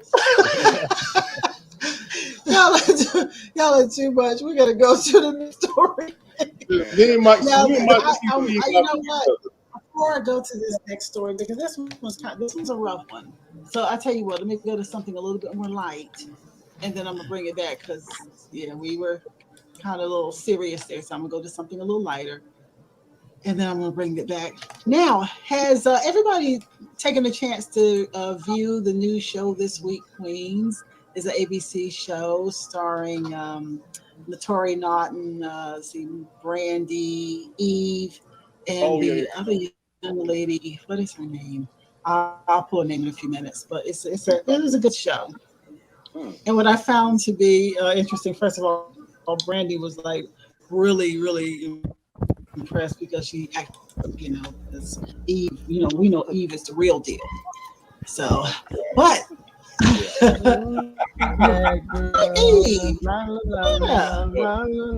Think she got married or something? Somebody said she got a she's Maximilian. She's pregnant. Yeah. She's been married to Maximilian for a while. She pregnant? Rick, we told you, Mike, bro. But I mean, he she's is a billionaire woman. She's gonna have her first. So hey, congrats. Right on. He is a billionaire, y'all. So not Maximilian. She did well. Maximilian. I know he's like Maximilian, not instead of Maximilian, he's Maximilian. Well, you know what? Latoya Naughton, who we know was also with the group 3LW, she was just saying she was kind of ratting out her girls during that time, and she was like, "Okay, I didn't have a car. I was getting like the cracking up part. Okay. The cracking up part. Okay, let me turn. Still rolling in my own ears. I'll stop it over here. But that you said it just shows how we be tripping with one another. Yes, pretty much. Yeah. The relaxedness. And one thing that I noticed is when I was going back and I was doing the poster for this week's show, and I've seen we've had a lot and then we've had a little, when it comes to people. The thing is, when we have a whole lot of people, you couldn't get a lot of, talking in, and then we've had a little, this is a comfortable right in here because everybody gets a chance to talk. I like it right in around in here. Yeah. It's comfortable. Yeah. You get a chance to really understand what people are feeling and also. Oh, that was a good one. Oh, the polyamory. That was a good one. Yeah. So that was a good one. That was an interesting one, a very interesting one. Yeah. So we're going to go into that one in a minute. A lot of different viewpoints. Let me jump in here, but thank you, Rick, for that one of your favorite clips there.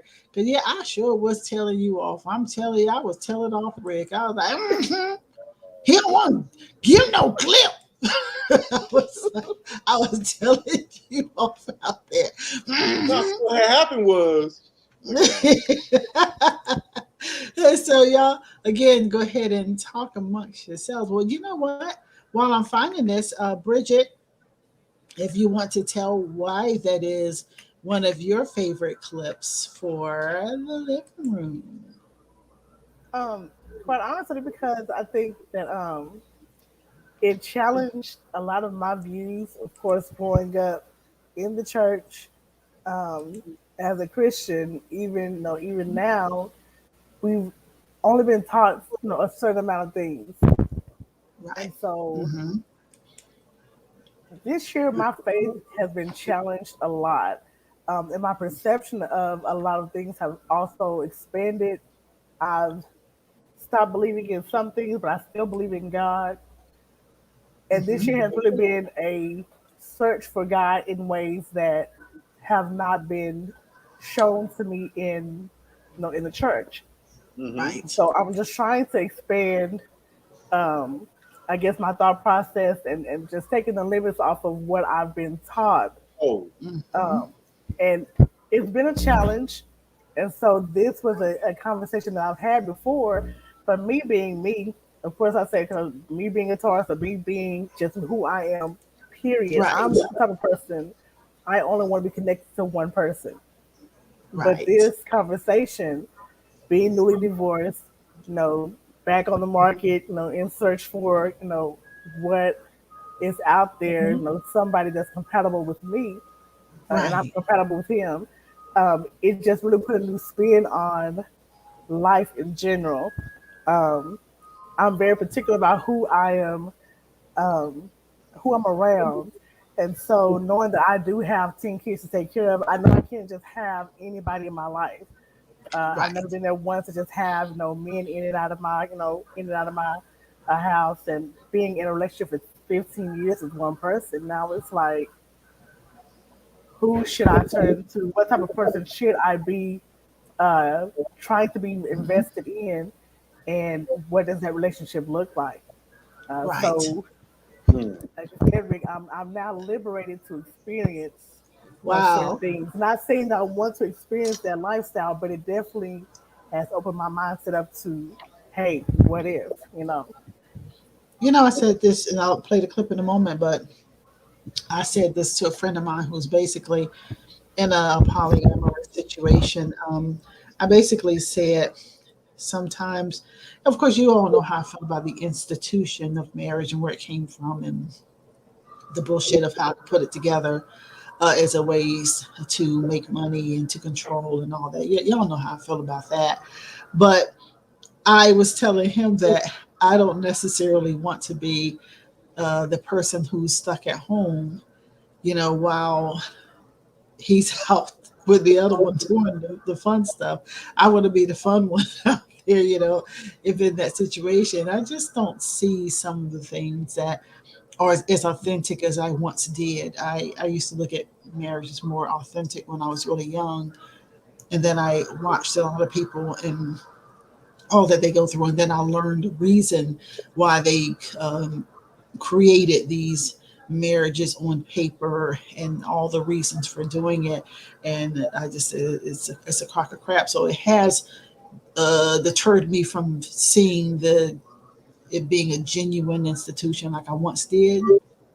So I'm not saying I'm running for polyamory either, but it is actually interesting. It's an interesting concept. So let's go ahead, and I'm going to share my screen here again, and we're going to watch this particular clip on the show that we did on polyamory. Let's go. To put our kids out at 18.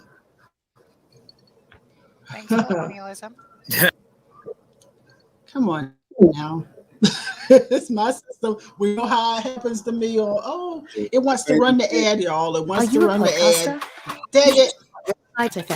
Y'all hold on for a second while it runs the ad. Studio. You can say. Okay, there you go. We's back.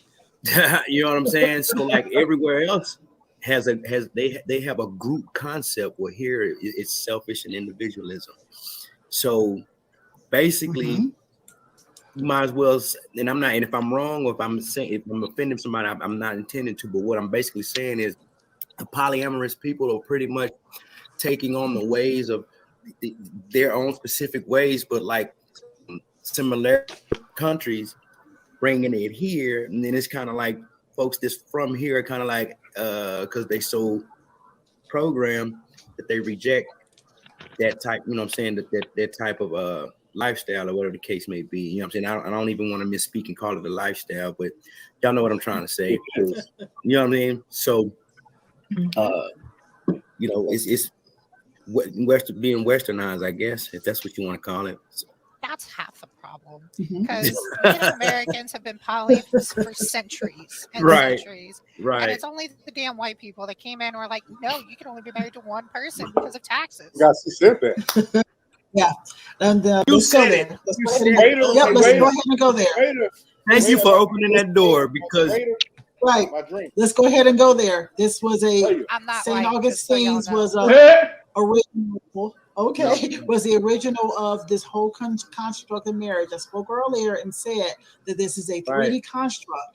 This is a construct put together so that they can regulate you and make money off you, these marriage licenses, and they also can regulate what you were doing in your relationships and all that. And they shamed you.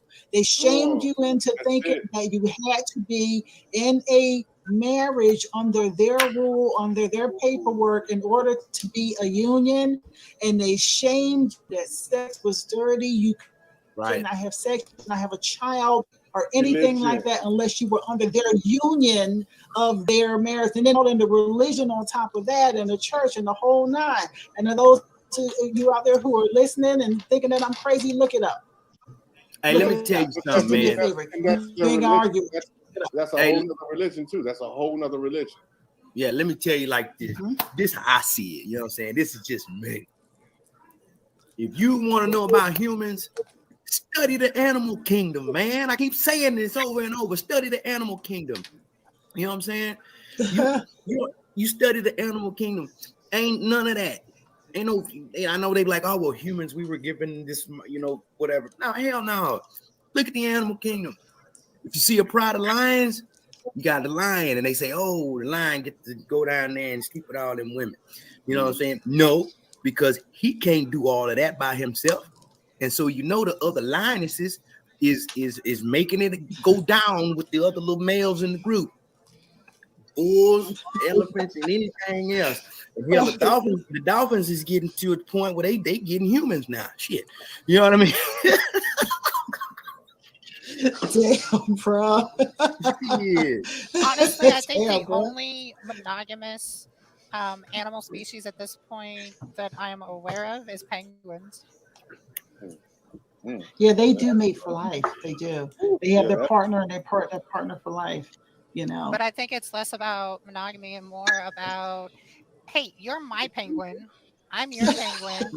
And if the shark's coming, you better let my ass know, or else your egg is going to get frozen.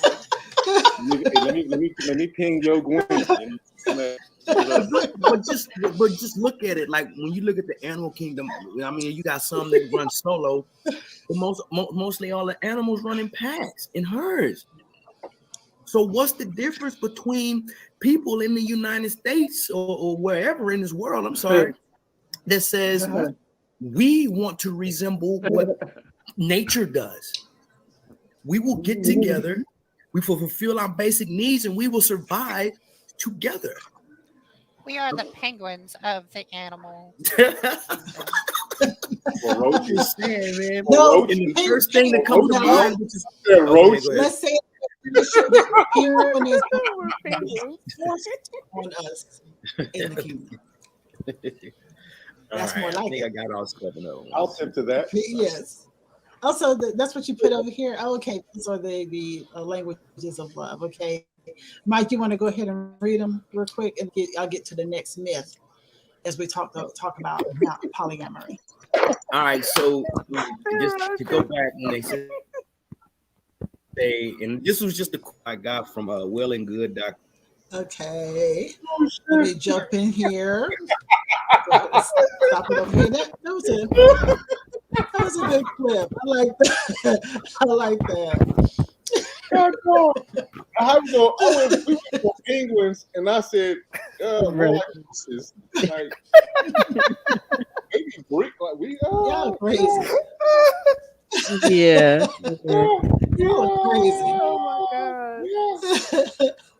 Yeah, is it fair?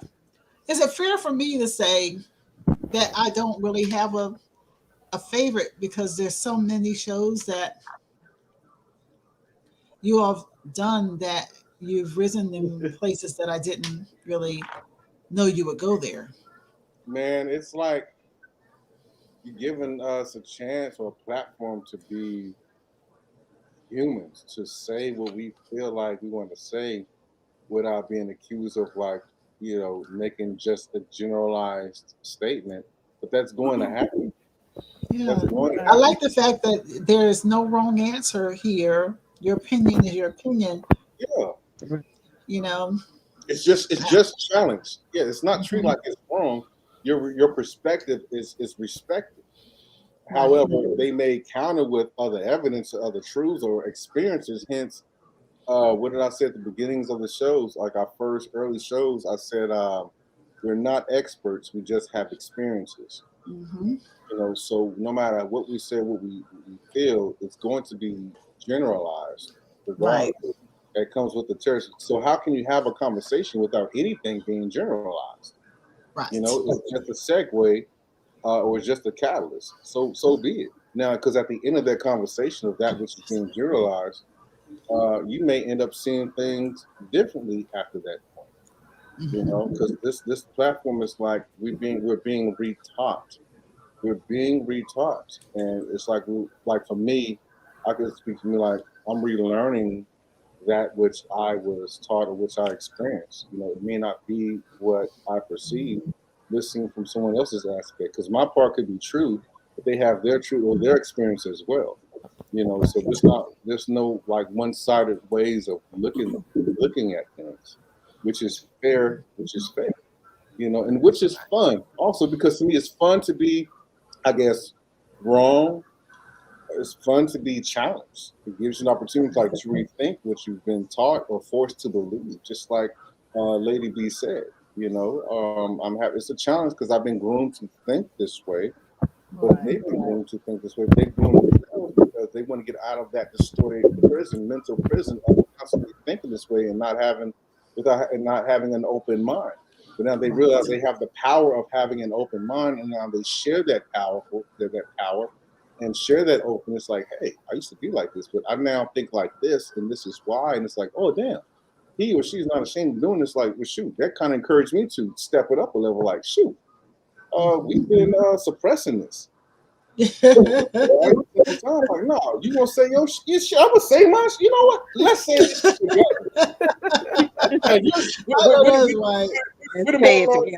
What did Martin Lawrence say in the movie Boomerang? See, now your shit is coming out. Now your shit is coming out. You know what I'm saying? So yeah, let it be. It's not about down at the next person. Not about, man, F you too, F you, and I'm out. Like, nah. Right. This is a platform for real.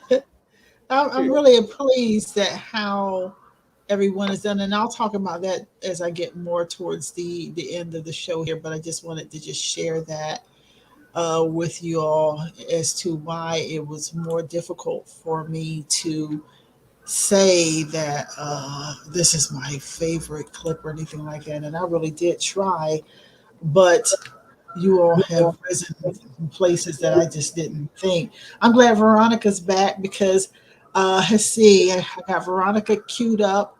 I'm going to go ahead and queue up Margo. Well, Veronica has a long clip here, and then that gives me a chance to queue up Margo's. Veronica, you want to explain your clip before we go forward? Father. You're talking Brit, yeah? You're talking in the English language, yeah? English door like that.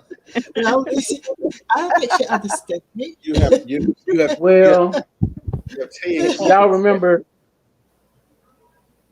Oh no! Don't tell what it is, but just like just totally, say what it is.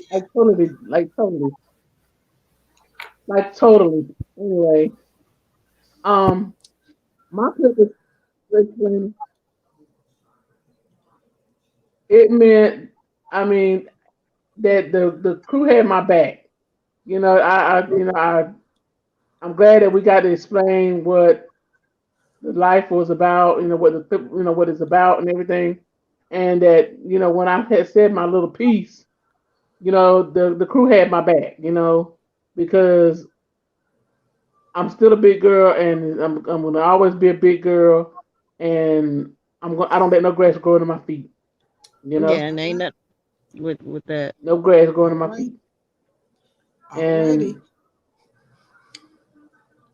I'm just thankful that the crew had my back when folks try to shut me down. Hold on. I want to say this. Especially Rick and Mike. They had my back for real. That right there is like, you're not gonna do the switch up. To do the switch up, because if the big lady just said, "Shut up and sit down," and she sat down and gave you her all, you're not gonna do anything but just receive it. Man, shut up.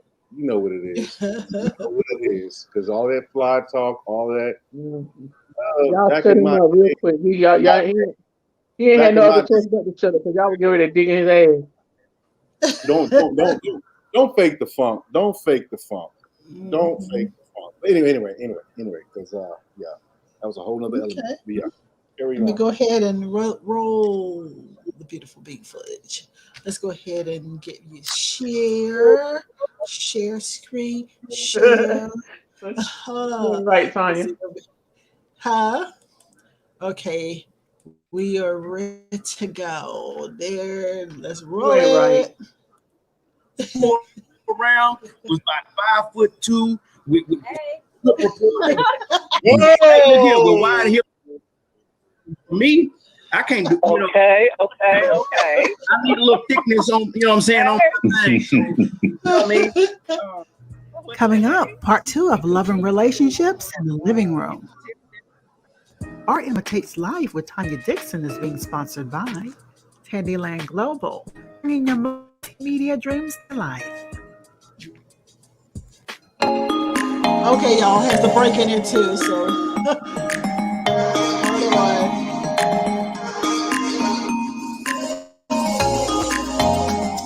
I didn't mean to go there for the.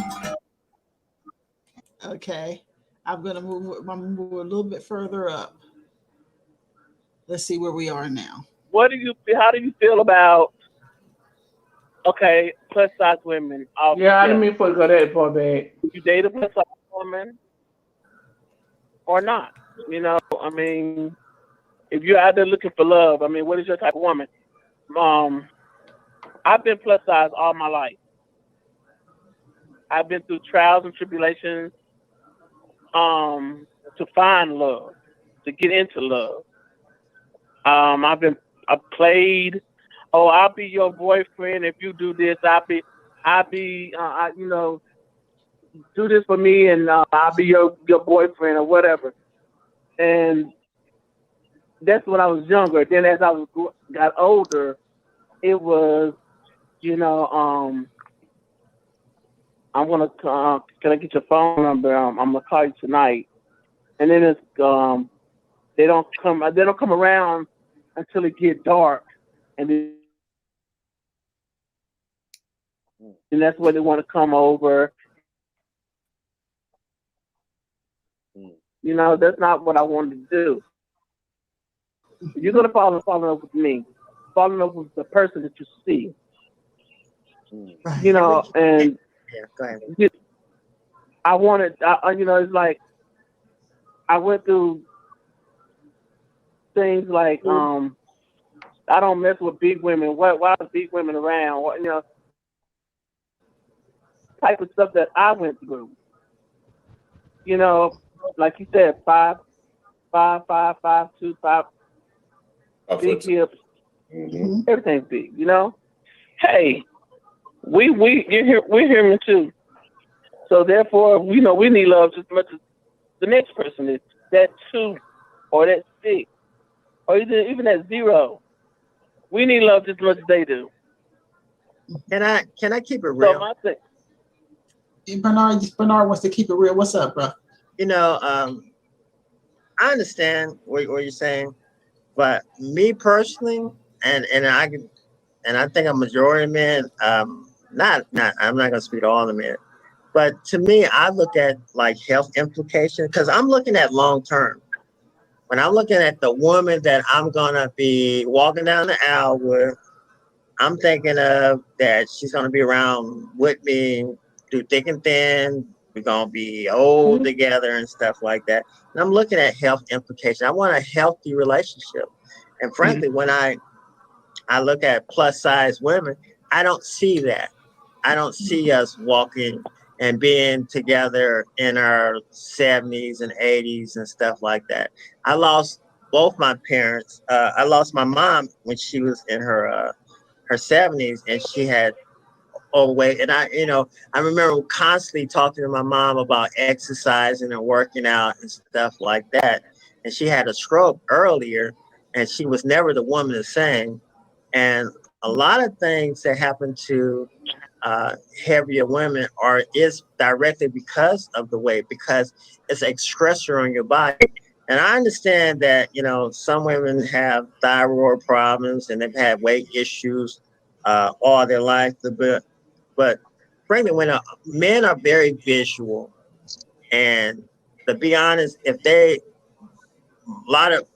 then you got the image that America shows that they're not looking for plus size women to be their ride or die or be on their right hand shoulder. They're really not. And I understand your situation, but the fact is you're gonna find a smaller group of guys who are gonna really accept you. There are some plus size website that men who really love big women, and I would suggest you might want to go to those websites because they're actually looking for. I gotta jump in here. Women. I got to jump in here. Can I say something too? Okay, let me say. Go ahead. Beat me up. I'm ready. I'm ready. Come with it. No, I'm not. The love of my life right now is in the hospital. Oh, sorry to hear that. I'm not ashamed to hold on. I'm not ashamed of my weight. I am 400 pounds. I didn't ask you to be ashamed of your weight. Hey, the love of my life right now is in the hospital. He's on his way home. And from the day that I met him, the only thing he can say is, I love me a big woman. I love big women. I have guys before. There's always exceptions. Love big women. And you know, they have a better relationship than a lot of people that I've seen out there. When I talk to Veronica and I see the commitment that she has to Nino and Nino has to her, it is something that a lot of people out there in their cookie cutter image don't have. There's a lot of skinny men in the grave. Let's start right there. Yeah, but don't make the exception the rule. The exception is never the rule. Let me get Bola talk. Let me say Bola get her. Go ahead, Bola. Okay, the thing is, like Veronica, you said about big women. Me, myself, I'm only 4'2". So it doesn't matter as a person what size you are, what height you are, what color you are. It really doesn't matter. The person is gonna like who they like. There are a lot. I used to hang around with my girlfriends of city. We could get men like anything. We used to just take numbers to see how many numbers we got in a night. Yep. Most of us. Yep. So we really know. I'm guilty of that. I used to do that when I moved to ATL. Yeah, we could not find when those who did get married, they got in an abusive relationship because the man did not trust them because that man knew there were 6 other men waiting to get that woman. So that man would abuse that woman. So it doesn't, like I said, it doesn't matter whether or not you're thin, you're fat, you're tall, you're short. It all goes back to what that man likes. If a man likes a skinny woman, he will go after skinny women. If he likes a big woman, he will go after. But a lot of times, many of us go after what we really don't like. We go after what society says we should go after. And when you feel good about who you are as a person, do not knock a heavy-set woman. I mean, but let me say this real quick, y'all. I'm not knocking you guys, but I'm gonna tell you, I'm just keeping it real. I'm telling you, being like, you can say what you want to say about the feelings and all that stuff like that. You can say all that. You can say all that, but at the end of the day, a slimmer women are gonna get more attraction. They're gonna end up getting more married than a woman that. Bernard, that's not necessarily true, babe. That's not true. You can look at the numbers. We can look at the numbers. You can go to blackdemographic.com and look at the numbers. I'm not saying what I think. I'm saying what the numbers are. That's what we call shallow attraction. Shallow attraction. It is what it is. Yeah, we're shallow. Come on with it. But even that, how many of those marriages are happy marriages? They don't work. Most marriages don't work either. I don't care if it's plus size, left size, or no size. Bottom line. Everything is not for everybody. You have paths of your own, from your mind, your figure, what you do, whatever your talents, who you are. Everything is not for everybody. But what that mean, bro? You gotta break that down. What that mean? Because that's such a general preference. Whatever you need to check your personality before you say that. Yeah, just personality. Okay, let me put it like this. Okay, hold on. When I go fishing, I throw a bait out there, right? And I go fishing, I throw a bait. If I got the wrong bait, the fish don't bite. Okay. Let me bring it back, because that fishing thing. I don't know what you're fishing for, baby. Because sometimes people don't know what they're fishing for. Michael, go ahead. You're the bait. Figure that out. You're the bait. Figure that out. Mr. Michael, go ahead, honey. I'm gonna say this. I don't know if I'm one of the few or one of the many. And I think I said it earlier. But earlier, Mr. Bernard did say, he said different strokes for different folks. True that. And I'm gonna tell you this right here, right now. From 18 to 80, I'm crippled or crazy, big, fat, short, tall, skinny, small. I don't give a whoo. You already know where I'm going with this here. I'm just trying to get it in. You're just trying to get it. No. My theory is misapplied. Mentally, spiritually, sexually, the best of me. Right. Right. My whole thing is, me personally, and I know, people were raised there, and I'm not, and I'm from my understanding, I there's some people from I think everybody pretty much Southern, right? In here, everybody Southern. Yeah, pretty much. Yeah, pretty much. Yeah. I'm from North Carolina. Okay, so for me, Florida, Cola, baby. So hey, for me, I grew up Southern, but people have their preferences, and I'm not knocking that at all. I grew up Southern Baptist, so when I went to church and I seen Miss Bernice, you know what I'm saying? Willa May, right? I seen short women and big hips and big everything. I seen thickness, baby. You know what I'm saying? And I knew I could get a good meal somewhere. So for me personally, I said, I gave y'all that whole analogy. 18 to 80, blind, crippled, crazy. Big, short, tall, skinny, small. I know, right? I was raised in a house full of women, right? No. And maybe because the women that I was raised around,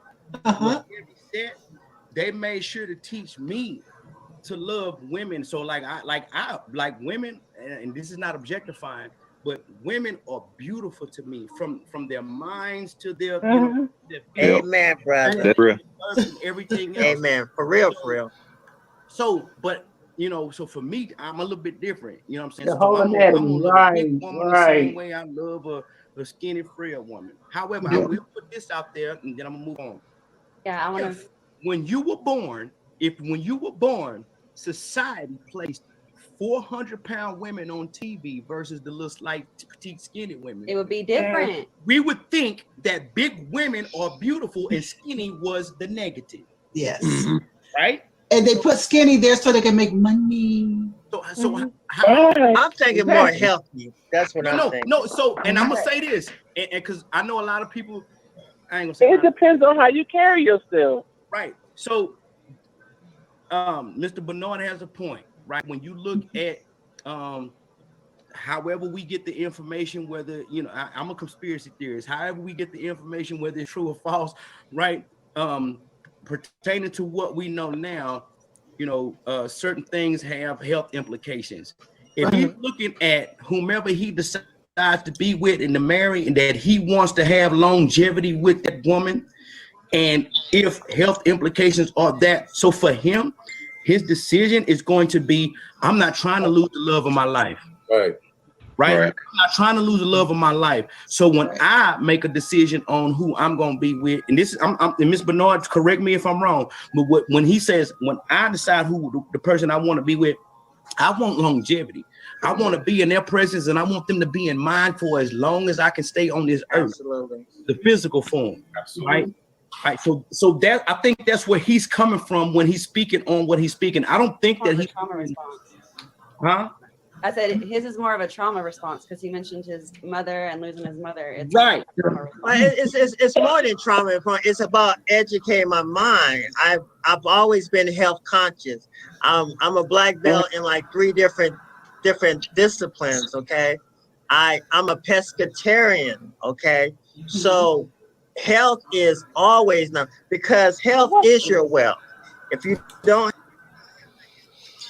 Okay. I had to jump in here because that clip, I got so into it, I forgot I was live. Yeah, he's still live. He's like, wait a minute, I'm just watching myself. Yes.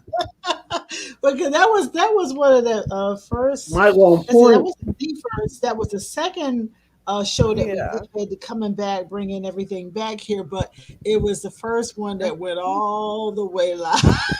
It went all the way. And so I enjoyed that one. It was a lot of tension after that show. It was a little tense there for a moment. Yeah, it seemed like it did.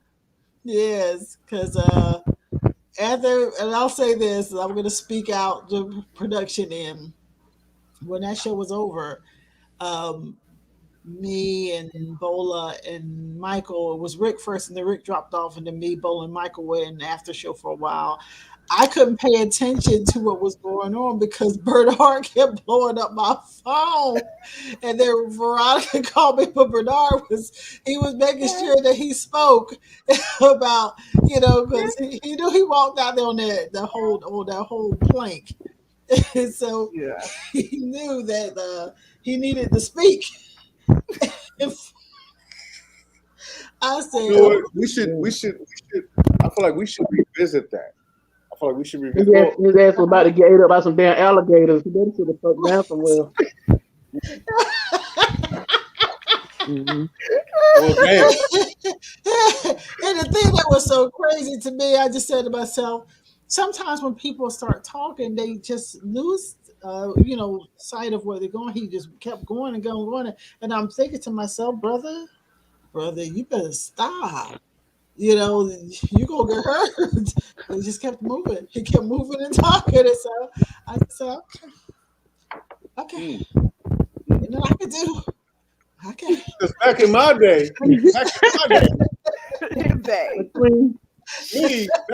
between Rick, Mike, and Ellis. Yeah, well, Kellis. Gonna win. Kellis. Yeah. Yeah. Well, wait a minute. I won't no slouch in that conversation, dear cousin.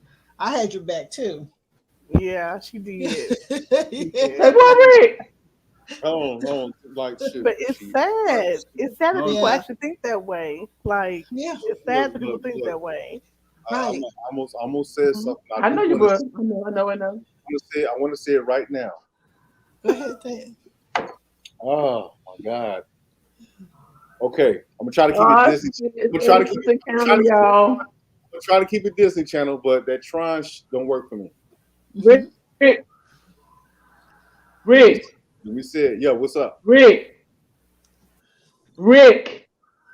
He hears you. He hear you. He hear you. He just waiting for the rest of them.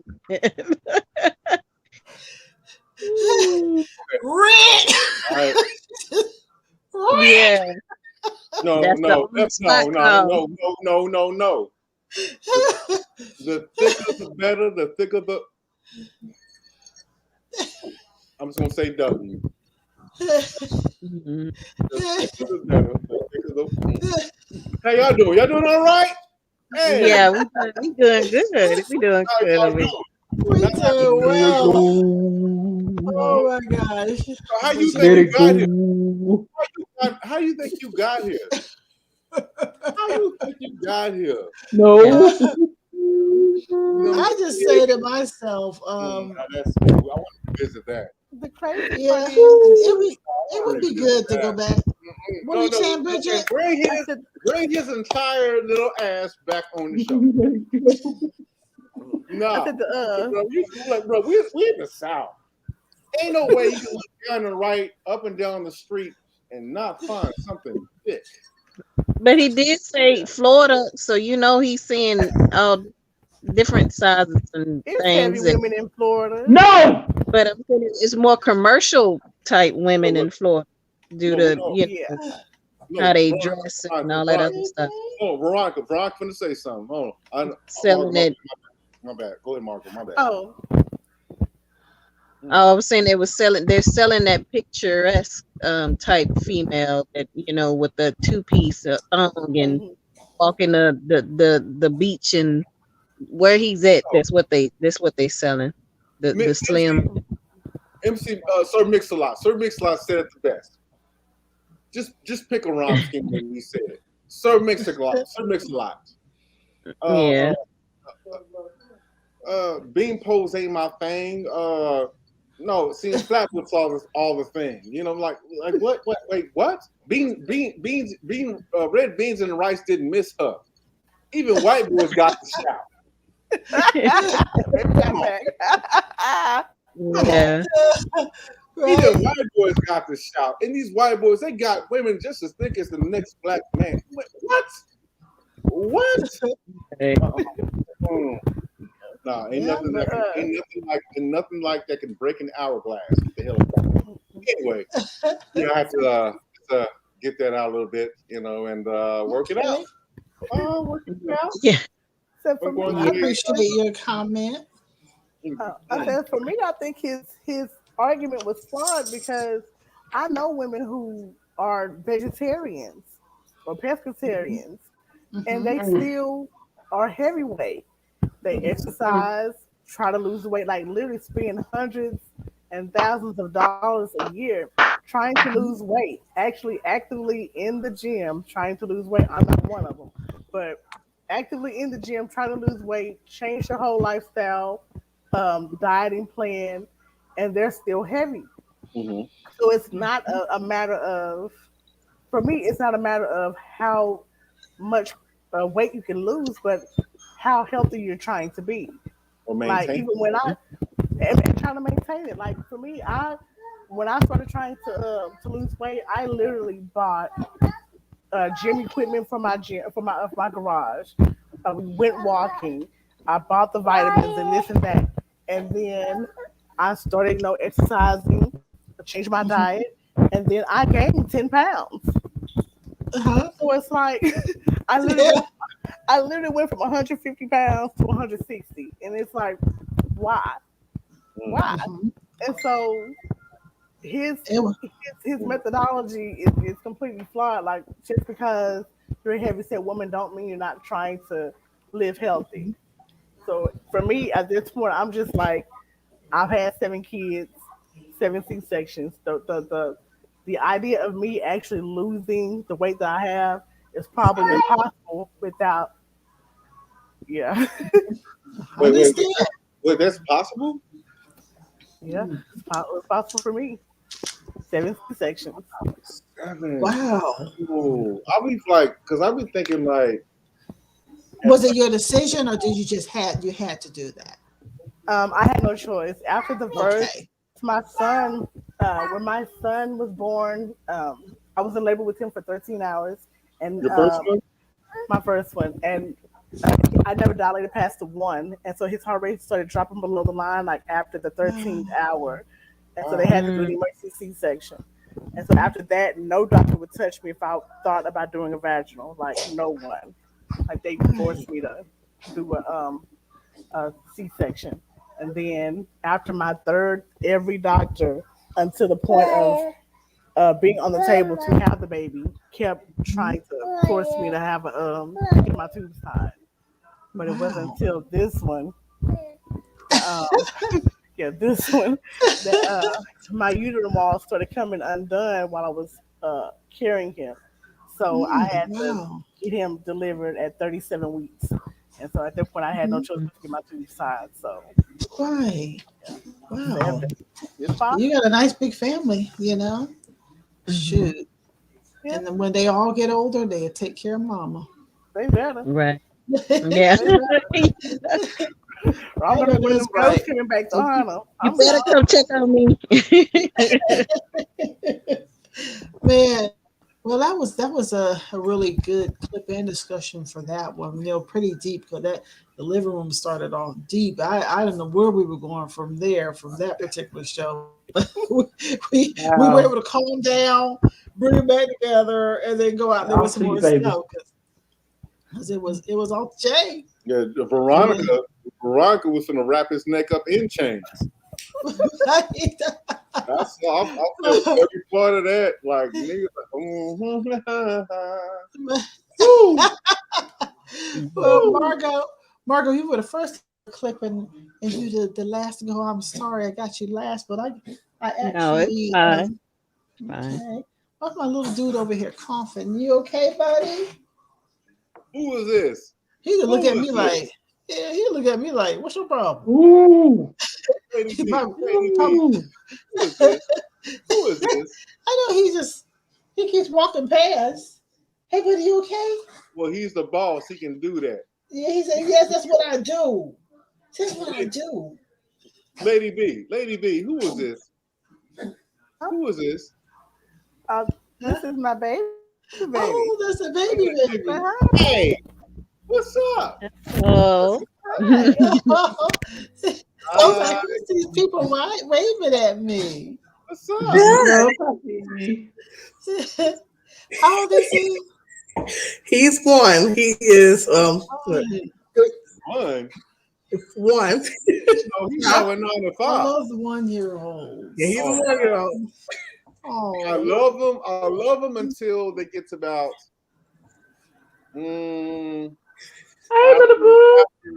after 6 or 7. When you gotta let them go. I want them cheeks. Oh, look at there. He's very lovable. He really is. He's a trip. Bite them jaws. Bite them jaws. Yeah. Jaws. Just pacified for a minute. What's up? I got you. What's his name? Josiah. Josiah. What's up, Josiah? Hey. Hi, Josiah. Hi. He said, I don't know y'all. Oh, you don't respond? When they start talking back. You're right. Hey, that. When they start talking back. Veronica.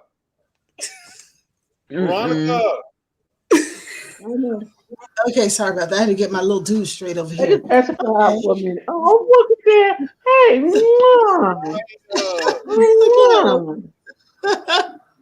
He said, who are these people talking to me? No. Who are these folks? Now, you ran out of last. Is that your YouTube star over there? Yeah, Tandy, I'm talking to your niece. Tangent. Hey, roll now. What, Rick? Come on. This YouTube star. Come on. Oh, there she is. Yeah, she came right over. I don't do that. No. Daddy, I'm gonna give you a kiss right on live. Shelly Vision. Pretty girl. Well, you know what? Let's go ahead to Margo's clip, y'all. Yes. Now, Margo, this was from the show. Would you rather have an honest asshole or a fake snake? You want me to roll first and then you explain why you liked it, or you want to set it up or anything first? I can say why I liked it. I think going from the first time, just kind of joining and being the last one to join the group, it has been a change in thinking and a lot of learning. And that's just showing a slight growth or evolving as far as even coming out and speaking up, because a lot of times I just would be listening, but just developing it's just showing a development with my own voice and my own thoughts and stuff like that, and wanting to be sharing more with the group. So I think at that time frame it was just me, you, Rick, and Veronica, and we were just kind of feeding off each other and vibing for that moment, and just speaking on the topic. So that was one topic that I did like, and I'm sure I definitely chose the honest asshole, because I don't mind being an honest asshole right on back with whoever being an asshole with me. Put it that way. So yeah. Yeah, I remember I was saying I prefer the fake snakes because I know who they are. But I remember that show. Let's go ahead and I'm gonna share my screen. And you know what? I'm gonna put on my glasses. like I can really see or something. Okay, share my screen. There we go. Would you rather? Yeah. Okay, here we go. Right on that, because we don't normally do a lot of that. Oh no, they're gonna play the ad again. I thought I had gotten past the ad. With unlimited DVR, you can. Y'all hold on. Y'all hold on. We got a little bit more to go. A little bit more. Drawing isn't what you do. It's part of who you are. It's like they would do this today. Oh, are you kidding me? Okay, it's working. But I am going to bring a few other things that I just found interesting this week.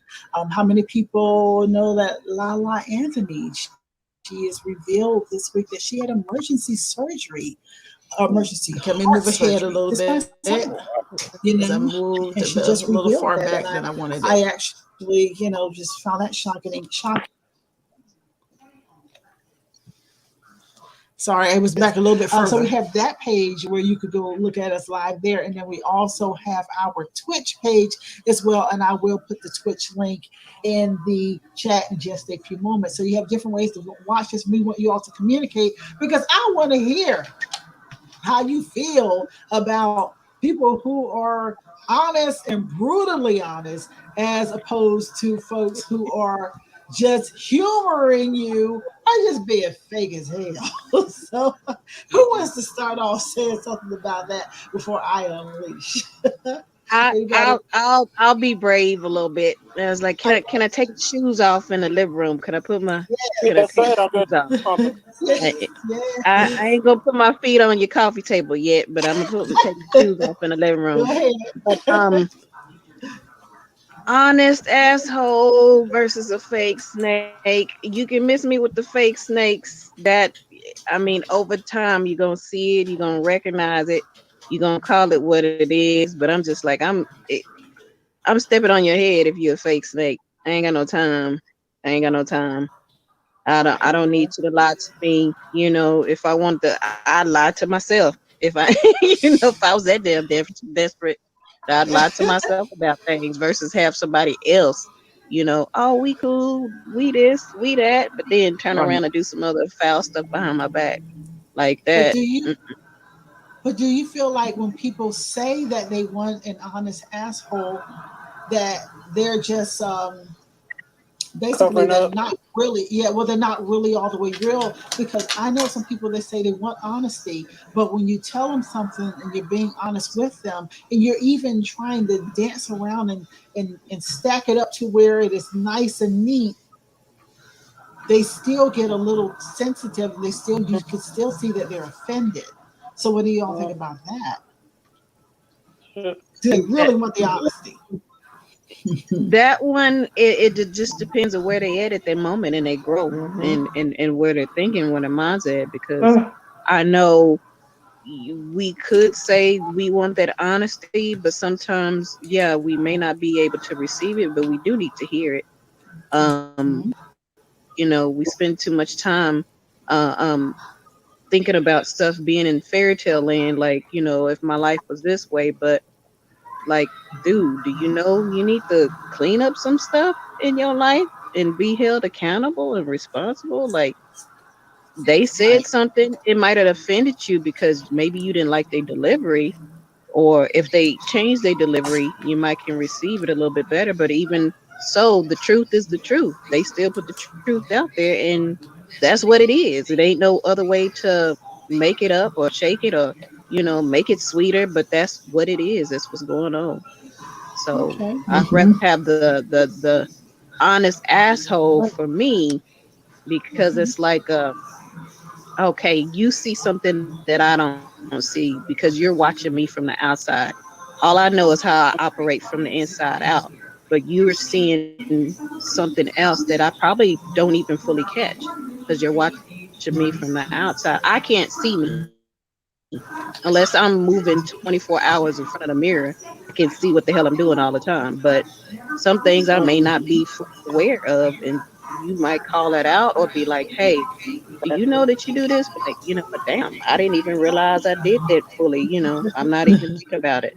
So have the honest asshole. Okay. Like, you know what? I'm gonna be an asshole too. I'm gonna give it right back to you. I'm gonna be an honest asshole too. Then to tag on to what you were saying, that's smart. If you're gonna be honest with me, be honest with me. If you're gonna be a snake, you ain't gotta say nothing else to me. Just leave me alone, let me go. Stay out of my life. Leave me alone. You gotta go behind my back, talk about me behind my back, and come to my face and tell me, just be honest with me. Go on. All right. All right. I like that. I like that. That particular clip there, that I do remember that show well. And and Margo, she had. I know that's right. Margo wrote a book. I really gave it some thought because it's you do well, at least me, I've run into a lot of honest assholes. So it's like, if you're gonna tell me about myself, I'm gonna tell you about what I see about you that you don't see or catch. So that's right. Can you take it? So that's the question. So so we can both talk about it. Maybe we can both call it out. Maybe we can both work on it and still be, assholes down the line, depending upon like our relationship and our makeup. And it can be not always negative. It doesn't have to always be a negative thing,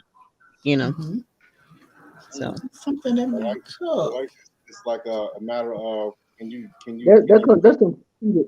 Receive what you get. That's those conceited folks. Right.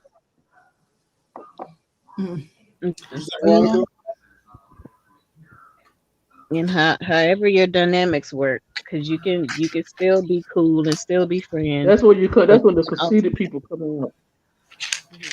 All right. I know that's right. Well, you know what? For me, I did not, like I said, I struggled with this. And thank you, Margo, for your clip. Thank you so much. I struggled I could not find anything that I really wanted to bring out, because my thing is every time that you all participate in a show and you bring all these thoughts and everything, I'm just appreciative overall. So I just said, I just couldn't really figure out, because I have moments all the time that I like, and I just appreciate overall everybody this whole entire year of jumping in here and working with me here on AIL. Like I said, I don't really know sometimes who's going to be there for the night. I don't really know how it's going to go. Sometimes I don't even know who's swinging by. I don't know anything. But when you all come in the door, all I know is that y'all came to play. I never get anybody who is really just in here just bull crapping and wasting my time. Y'all come to play every time, that you get in the door here. And for that, I say thank you. And I really appreciate everything. So my favorite show is I've seen something in every single one of them, because some of them have really shocked me. Oh, Yes. Tanya, I was even reluctant in terms of even cussing. Really? I was, because Tanya, when I was a kid, come on now. Mm-hmm. Yeah. I'm grown. I'm grown. Grown now, you grown. You can pull them pants up with that. Pull them grown man pants up with their belts and just walk around doing that. I know that's right. I ain't 12. I ain't 13 no more. I ain't, running the cable cords and got a curfew. I'm grown. He's like, I got real stuff to say. But that's what you want to hear. But I'm glad that at least I will say this. I'm glad that I found myself in a mutual understanding with Tanya, because I do hold her high, in regards, because I didn't, because I was a kid at the time. So respect, just like I don't cuss in front of my parents. Mm-hmm. Right. I don't do that. That's not stylish. That's not, to me, that's lack of character. It was weird when I first heard you cuss. It was weird, for a moment. I like corrected myself. Oh, I'm sorry, Tanya. I'm so sorry. Like, oh, snap. I was like, he is like a grown man, all the way grown now. But when we are nurtured, or when you are raised, like, because my dad introduced me to her, so of course, like, get yourself in check. Like, hold up, just because y'all cool, but at the same time, you need to reverence that respect for it. Don't be really willy-nilly with it. Now, if you have a mutual, if you're on one accord, okay, cool. But of course, even that respect, don't get out of hand with it. Right.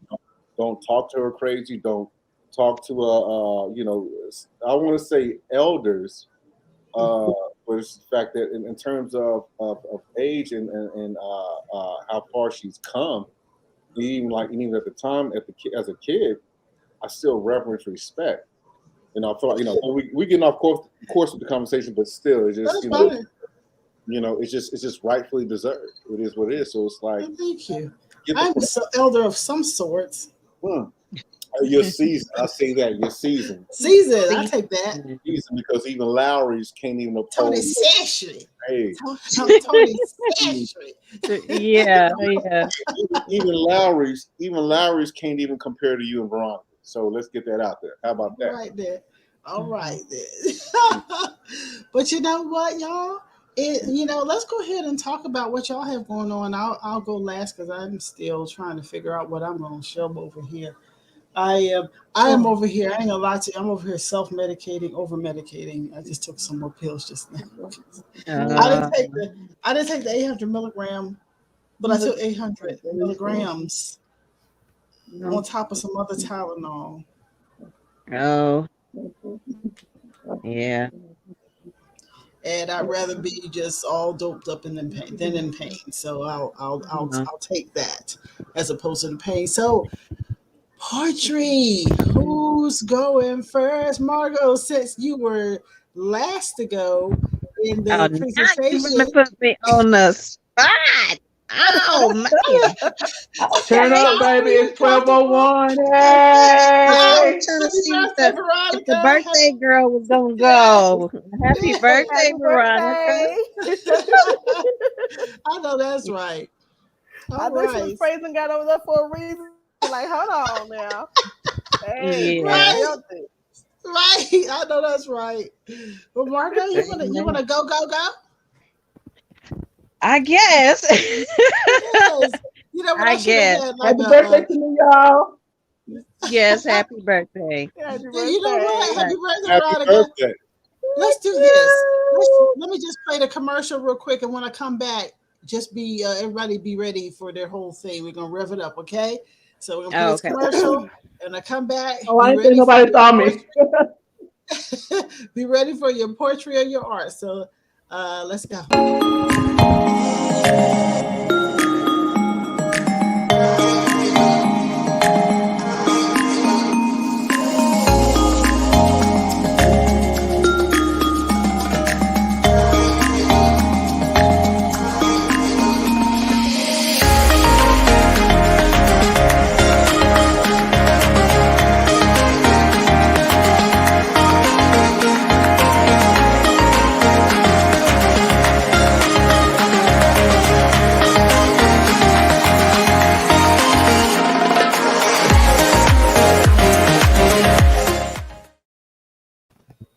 Welcome back, y'all. It has not been a good feeling week, and I'm still in it, but I'm holding on. Feel like going on, not holding. And you know what? And by the way, Margo was saying that we needed to do that Can We Talk challenge. Man, after them songs that I have heard. Whoa. We might have, if we have to, we can postpone it. But yeah, no, I was seeing it and I was enjoying people's vocals on it. I'm just like, can I hit that note? Let me try. I tried. That's not my key there. Yeah. With that, I even noticed a lot of people. I sent you Eric Roberson's, and I think I sent you him, and I sent Dave Tolliver's. I sent both of those to Rick. Some people hit that note, and then there's a lot of people that hit that note. That no. That's a good one, Rick. Yes, absolutely no. So as we do start our own poetry art slam here, we're gonna start it off with Margo, go. What you got for us tonight? I would read because I don't have it memorized off the top of my dome, but it is something that I've been working on the last couple of days. So I will read it, but I have titled it Love Me Then You. Okay. So my love is scrumptious. It's like home sweet home, all filled with the smells of Thanksgiving and heartfelt songs of Christmas. And Madden NFL goal kick ref response saying, "It's good, 2 hands up review. Warm peach cobbler with a bonus scoop of ice cream if you like. It will take you back into child's play. No, not like the scary movie, but an instant field trip of remembrance from the one bite in Ratatouille. Cool Sunday afternoon at the park amongst laughter, sitting on the park bench, eating a Flintstones push-up pop, kicking and swinging your legs, not minding making a mess, because you don't have a care in the world, and it is just the right kind of love. We constantly want to be in that kind of love or either give that love to someone else. But I pose the question, why is it so hard to turn around and give that kind of love to yourself? Why must we continue to sit with such a gift as an elf on the shelf? We of all people know that love we hold within we aren't even loving our own self. I can't imagine or ponder how much time I've wasted not pouring into me, but being last on a total pole to receiving what I really need. Self-love should be a class right off the jump, building confidence and evidence of morals, character, and other good stuff. No need to see an oracle to know thyself, to love thyself. They and others are only outside looking in. So for all the Issa D's, no more insecurities. You are in that skin 24/7. So motivate that woman in the mirror and own that melanin. God is love and he is in me. He deems me his masterpiece. Crafted by his detailed hands, no longer just a word, but spoken into flesh, love personified in human form. Partake in its splendor, and as I grow daily, no longer under a microscope pinpointing my flaws, but backing up with a magnifying glass and looking at them as learning scars, reminding me where I used to be. Not just a new me, but a true me. And for my future mate, wouldn't you want me to be? So to whom I decide to give this love to. Secondly, I hope you hold it in your hand like a Treyu, because baby, this love right here is never ending. And Oh, that's no, it. that's right. Yay! I like that. Thank you. Thank you for blessing us. That's beautiful. I with love that. it. What was Oh, the name of it again? Love me, then you. Love me, then you. I like that. I love Show that. Show off. She can show off. She want to. You got it. I'm not a show off. I just write whatever comes up, whatever I'm influenced by at the moment. Margo, are there like any poetry slam spots in Austin? Are there any? I'm sure there is, but I gotta build to, like standing in front of people. Now I'm reading it online with y'all, but standing in front of people, because you I still don't get a know if I little want to read nervous. mine now. I'm not. And I know, no, you gotta read yours. They made me first, and it was your birthday. You should have went first. Your birthday, you should go. Why you think groups like J or groups like SWV or like groups like Wu-Tang harness their craft? Because they spoke it with one another. It's like, no, son, or girl, or like, yo, I'm spitting this. You gotta come. They don't say you gotta come with it. There's like in their mind, like, you know what, this is beautiful. Let me step it up. So, so like they're actually encouraging one another. It's not a matter of who they're trying to sound better intentionally. It's more like the challenge is reciprocated. Like it's a shared challenge. It's a shared increase. It's a shared encouragement. That's all that it is. That's all that it should be. Well, that's all that it is, especially in this family that we have. Those that are here and not here. We are a family of our own. So that's all that it is. So that's right. Speak that. Speak that. Yeah. I know that's right. Thank you. Thank you. Thank you. Well, who wants to go with next? Veronica, you want to go next? Rock. I'll go next. Okay. Well, while Veronica's thinking about it, go ahead, Bridget. Go ahead and bless us with your word. Okay, this poem is titled Chaos Theory. Chaos Theory. Okay. I sit back and look at everyone around me, feeling trapped yet amused, because I'm caught in a state of chaos, born of my own making and yours too. When my Pandora's box opened, it evolved into something more. I'll go next. Unlike her toy chest that can replace what escaped, my mind cannot reverse the take within itself, but travel beyond the door. See, my parents taught me to believe in a system filled with limits and expectations. To go against the grain brought cognitive dissonance and spiritual frustrations. But I am not the child that raced because my programming was turned off. My system crashed the moment my mind woke to find theoretical chaos being tested on sheep lost. I'm no longer the girl he knew or the woman he once loved. See, that woman couldn't love we, so I escaped the prison into a world where she could love me. See, the road she traveled was filled with quakes and mountains, sinkholes, and even dead ends. So she diverted towards the past to continue her life journey, not allowing it to stop before it began. But the path taken required a toll, evolution, adaptation, enlightenment, and progression into a creature unknown. So she paid the cost and went on her way, changing trajectories again to avoid more setbacks and time delays. Now the time I take splits into another direction. because of a single action that irrevocably changed how I see who will I become now. What's left aside tries to escape into the free. Whoever comes next, I only hope that she can embrace who she used to be, for I am a product of the chaos of my past, present, and future in and around me. I love that.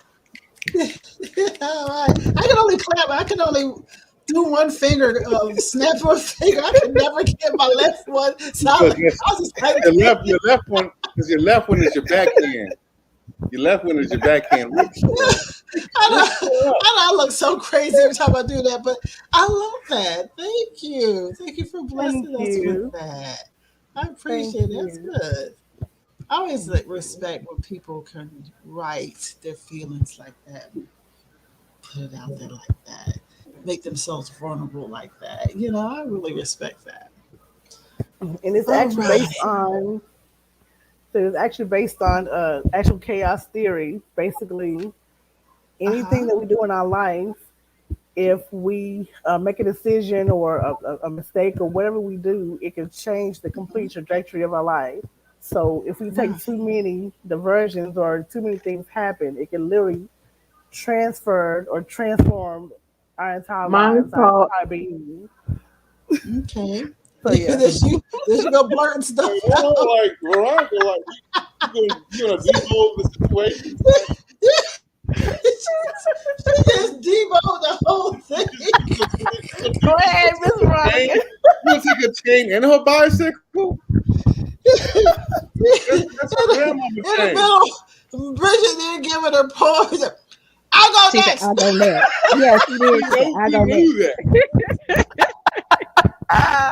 But it be freezing. On her side, it be freezing. So I guess she don't. A big delay. She got a real big delay. I told you, Veronica, we be laughing about your delay, girl. It's not a disruption. It just be funny. It be funny as hell. I ain't so neat right now. Okay, are y'all ready? Okay. Yeah. Bring it back together. I am ready. I am ready. I'm ready. Go ahead, Rock.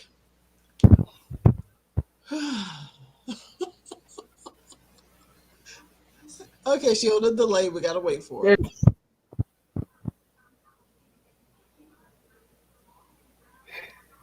Right, this case.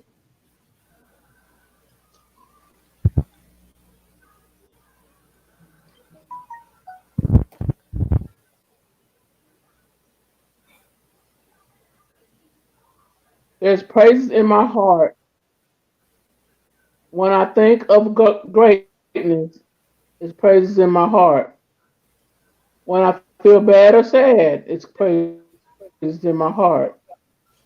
There's nothing that will stop all the praises in my heart. Jesus loves me, praises in my heart. Thank you, Jesus, it's praises in my heart.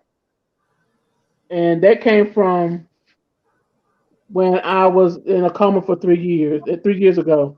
When I was in a coma for 3 years ago for 5 days. And that's where all the praises come from. God gave me another chance. So therefore, I just, take it from there. Yes, All right, amen. girl. All right, amen to that. Mm-hmm. Thank you, Rock.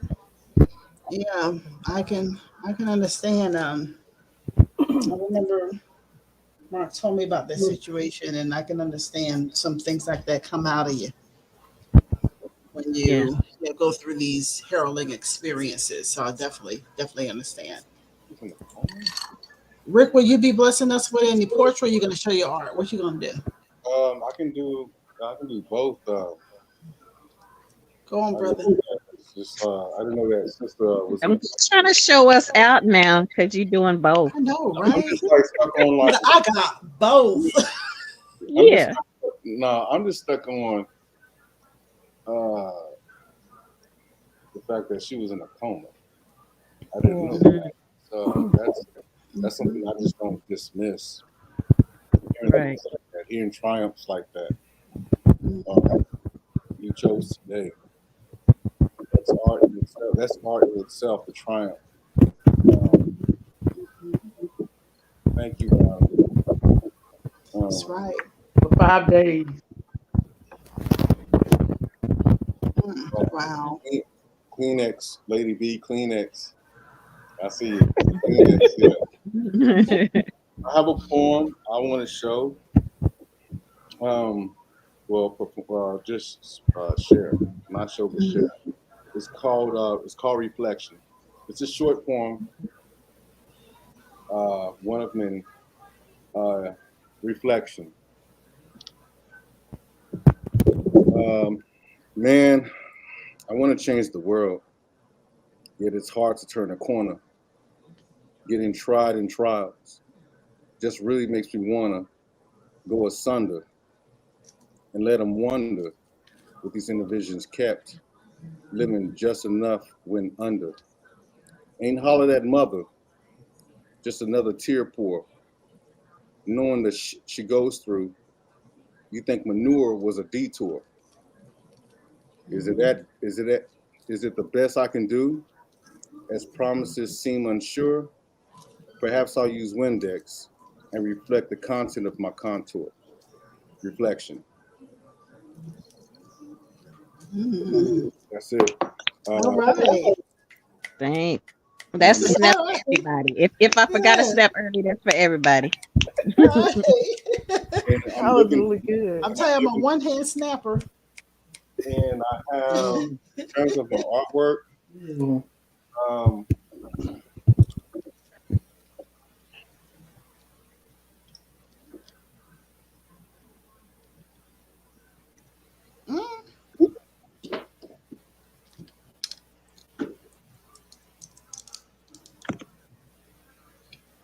it's called Challenging Enchantresses. Some have faces, some don't. So you have the woman at the end here, she's impregnated. The woman is just looking just to look to see what she's about. This one's on the side, this right here has many talents. She's the art, or has many art forms in many ways. People like being challenged because men are typically dominate instruments. The woman in the middle, she just simply just be. She doesn't have to do anything but just exist. That's all she needs to do is just exist. She doesn't have to prove a point, is what I'm saying. She does not have to prove anything to anybody, but just look at you and let you marvel at who she is, because she already knows her value. Can you bring it a little bit closer for us? Okay.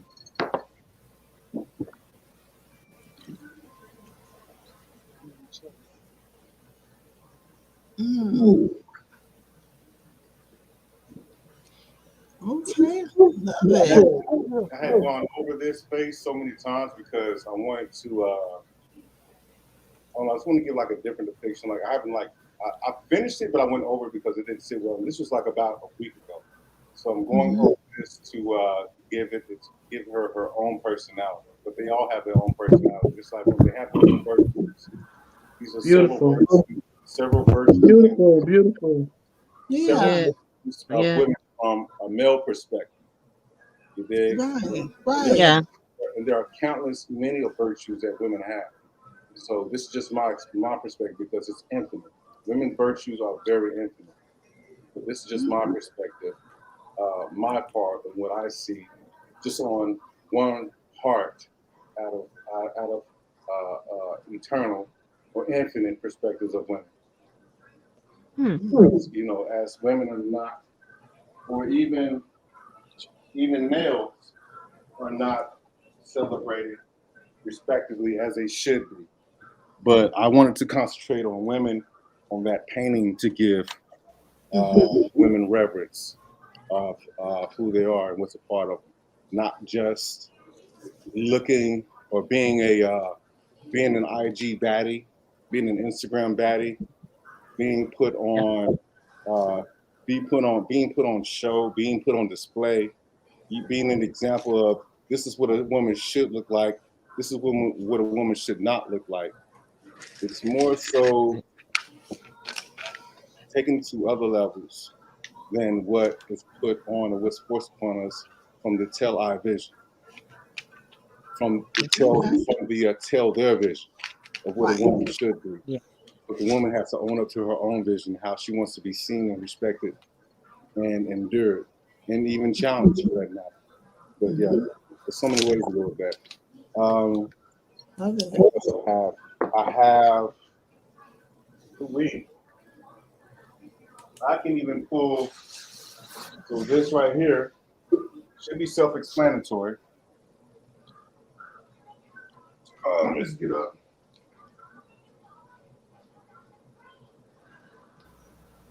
That's George Floyd. Off top. That's correct. That's who? George Floyd. Oh. Now, and here's the thing about this painting. Here's the thing. When I painted this, no bullshit. When I painted this, I started working on this, and I'm like, wait a second, you know what? I want to add a bloody nose to this to make a point. But I said, wait a second. I had already started on it. I already did the bloody nose. But then later on, I looked up and found out when his punk ass knee was on this king's neck, his nose was bleeding. I didn't know that. I had already painted it. And come to find out, it was true. So this was like predetermined. This is already art speaking life. Art was already speaking to me, and I didn't even need confirmation. But the truth has already been set. So I looked it up. George Floyd, his nose is bleeding at the time. And that like freaked me out. Like, yo, I knew without knowing. Just like Bruce Leroy, he knew without already knowing. You know what I'm saying? That glow, but this painting right here, this one right here, this is the one that messes with me the most, because I had already done something and I really wasn't sure, but I knew it was, and I found out that it really happened and it was true before I even started. So yeah. All right. Yeah. Thank you for blessing us with that. Yeah. I'm looking for more poems right now because y'all done created the mood. I know that's right. I don't have a poem for y'all, but you know, I told y'all that I was going to reveal my artwork. I still might bring it over and see if I can find a good shot for it, because I haven't hooked the camera up yet to bring that into the system. But y'all know I'm an editor. I'm a filmmaker, and this coming year is the year that I said I gotta jump off the page and do this film. I shot the trailer for my film 6 in 1, and I've been in the process of updating the trailer for this particular film. So still very rusty. Definitely haven't finished the whole thing. I've got to do a lot of updating to this, but wanted to just share with you a little bit. If you haven't seen the trailer for the film 6 in 1, just was going to share that with you real quick and look forward to have more of an update in 2022. Also, Cost the Freedom, my other film. I think that's the one we're going to launch first, but this is 6 in 1. Life is funny.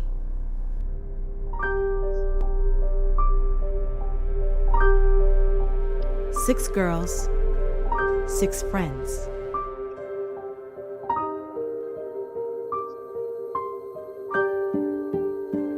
It can all change in an instant. Right when you think the nightmare is over,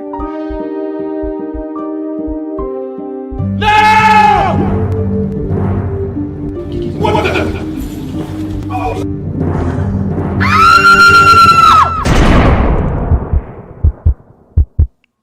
it's just beginning. Darren has the laptop. And now he has everything. We can't go to the police. That never stopped us before. Just find him and get them back. Let's do it tonight. 15, 30 days?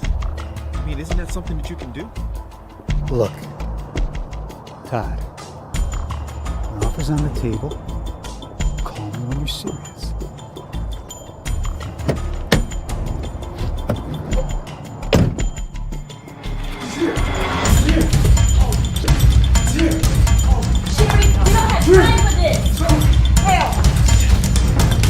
It would be in your girl's best interest to comply with my demands. Don't cross me. You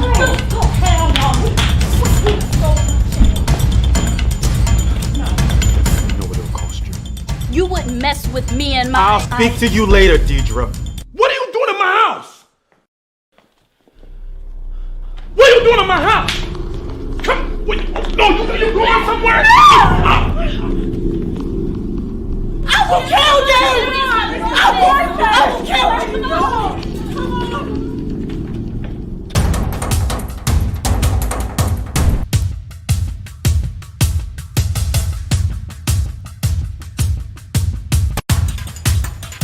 Deidre!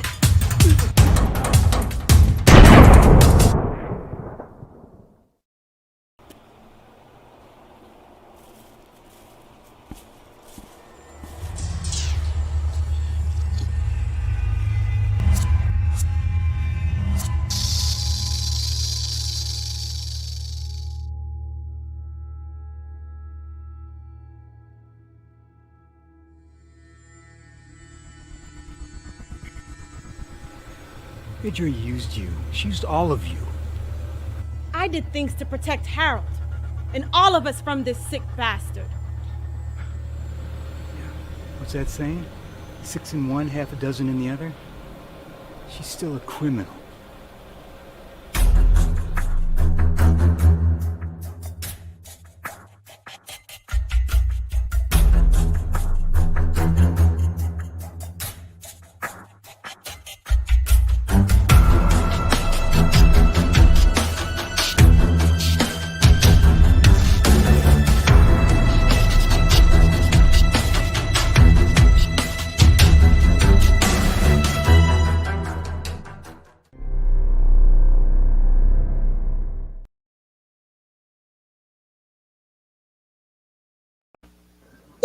What was happening there at the end, but I was wondering what that was. I was wondering what that was a part of. What? Because I remember this being a part of the opening. Thank you, Ron. Yeah, these clips, knowing the essence of where they came from. Thank you. Thank you, Lady B. But, hold on. Let me catch this. What? I'm reading what you put in the private chat. Say thank you. I know that's right. Yeah, and it's like I said, it's just crazy how I already did it. But beyond just applying my own perspective, adding things in, because I was thinking if it didn't happen, I'm just going to take it out. So before I took it out, I did my research and come to find out it happened. This nose bled. And I was like, this is some freaky, nothing is coincidental. But it still frightened me at the same time to know that I've done something without confirming it. It was already confirmed. So thank you for that. I really appreciate that so much. I'm in every word. Cool.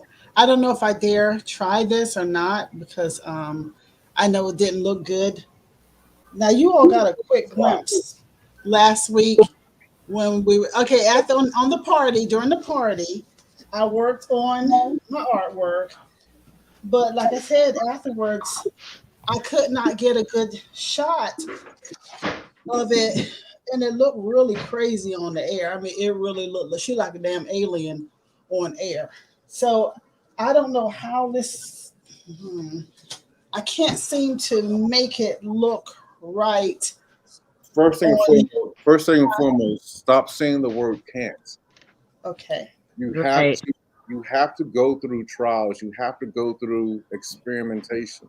That's a part of the process. Just trying to make it. I don't know how to feature it on here, without it looking like totally crazy. And that's why I was going to take a photograph of it, because as we kept trying to lean. I haven't done the lips yet. As we kept trying to lean it in different areas, it was just not working. Every time I tried to lean it in some way, it was not doing it. Chill. Even if you do not even touch the lips, even if you do not touch the lips, Tanya, give yourself fucking credit. Yeah, I'm still. I got a lot of work to do. I got to finish the hair. Thank you. I got a lot that I'm still doing on it. Hold it up again. I'm trying to get it to where you could see it. Just put it in front of you. Just put it in front And of you were worried about it looking funny? No, not at all. I'm like, just share it. Just share it.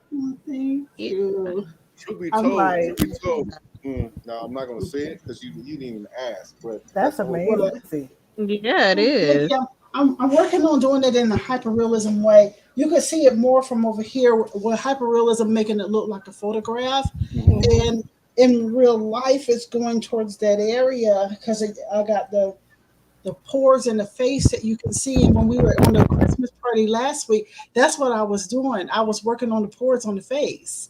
So it would look like actual skin. I can really see the emotion in the eyes, actually. Yeah. Just Thank you. You just said it looks pretty damn good. I don't know why she tripping. Yeah, see the emotion in the eyes. Be like, I want to know why she's crying. You know. The name of the piece is Pretty Hurts. That's the name of the piece. There's a picture that I've seen with the lady is a Middle Eastern lady, and I want to say she's either dressed in green or her eyes are like a really dark shade of green. Green is somewhere in there. That picture, the eyes of the in that picture is synonymous with that picture, like with your drawing. Like they're on the same level. And that is that's a photograph that I've seen. And that picture, your picture reminds me of that photograph that I saw. I want to pull it up just to see if I can find it. Okay, thank you. You know what I'm going to do is I'm going to finish it for the new year, and I'll take an actual photograph of it. But I'm going to finish it for the new year because my intentions was to finish it this week, and I have not touched this piece of artwork since we were on the Christmas party last week. I have not touched it one single time, and I had big plans, and it didn't work out. So that's my sharing. Tanya, turn it around. Let me see. Was it now? Turn it around, you said? What you say, Veronica? I think she might have she probably wanted to do it again. Let's see. I wish I could share the photograph that I felt was a little bit more. Turn it around. I didn't get to see it. Oh, okay. I try to do it to where I lean it in the right way to the camera to give it.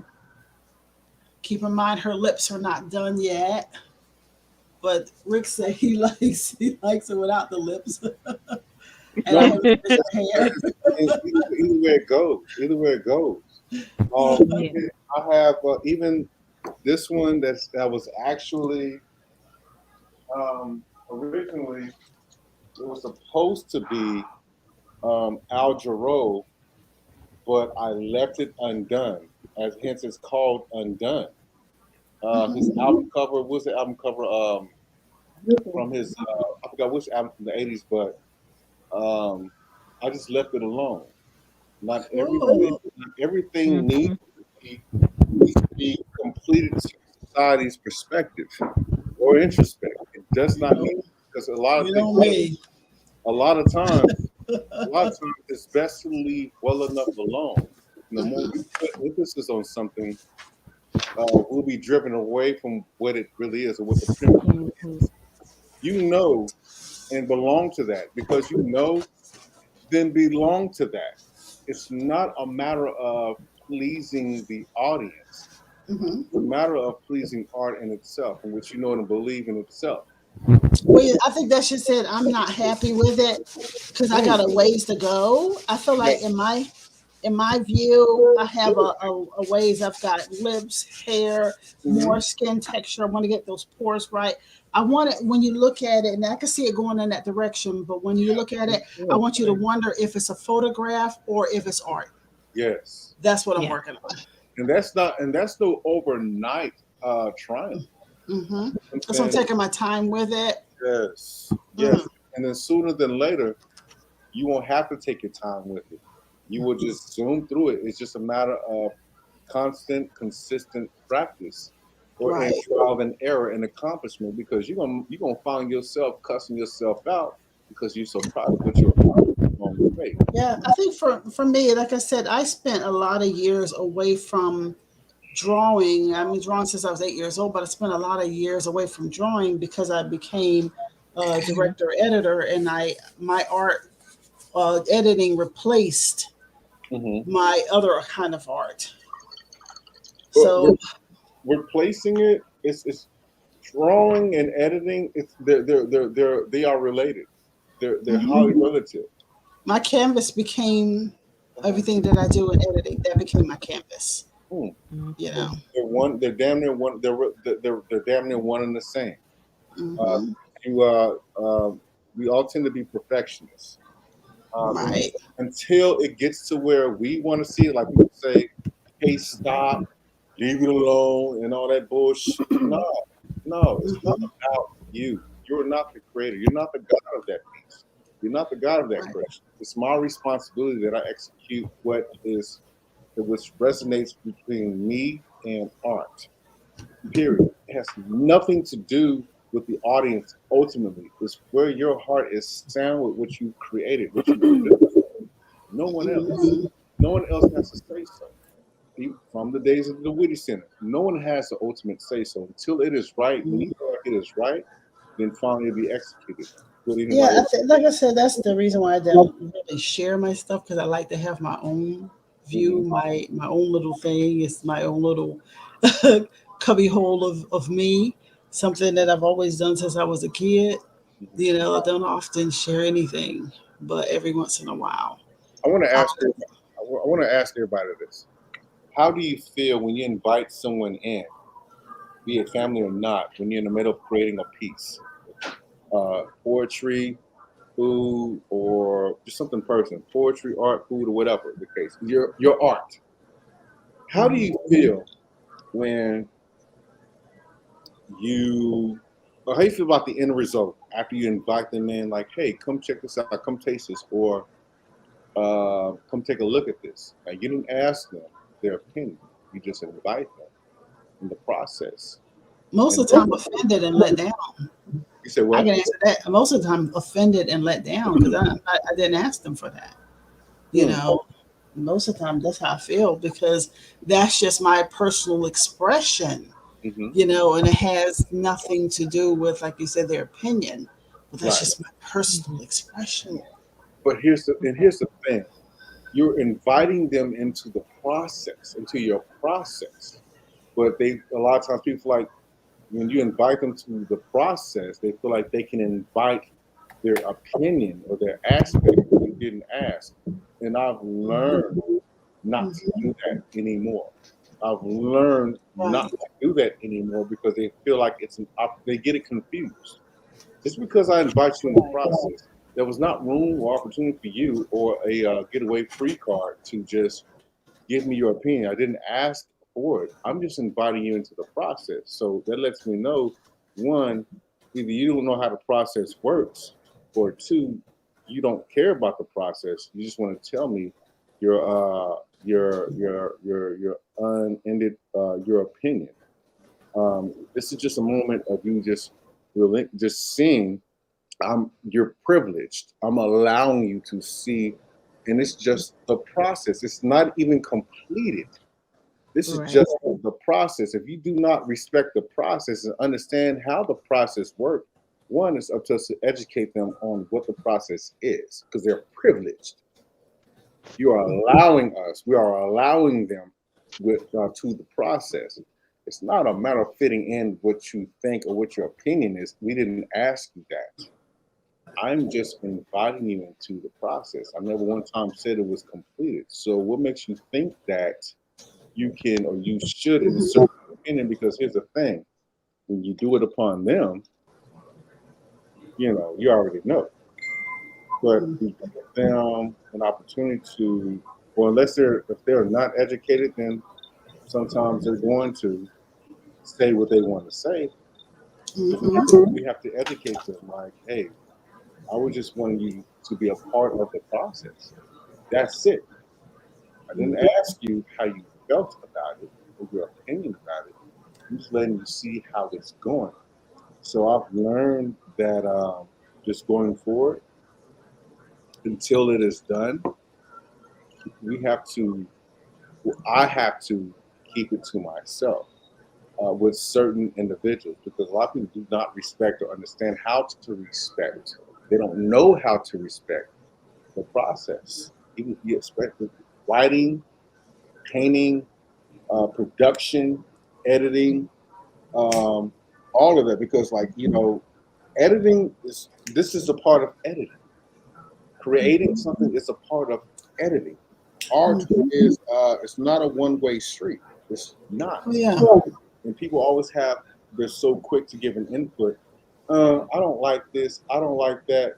No, that's not what this was about. I'm inviting you in what I am doing, what I love to do. I was not inviting your perspective. Hence you say, I can't even draw a stick figure. So with that said, why would you give me your stick figure thoughts? I didn't ask for that.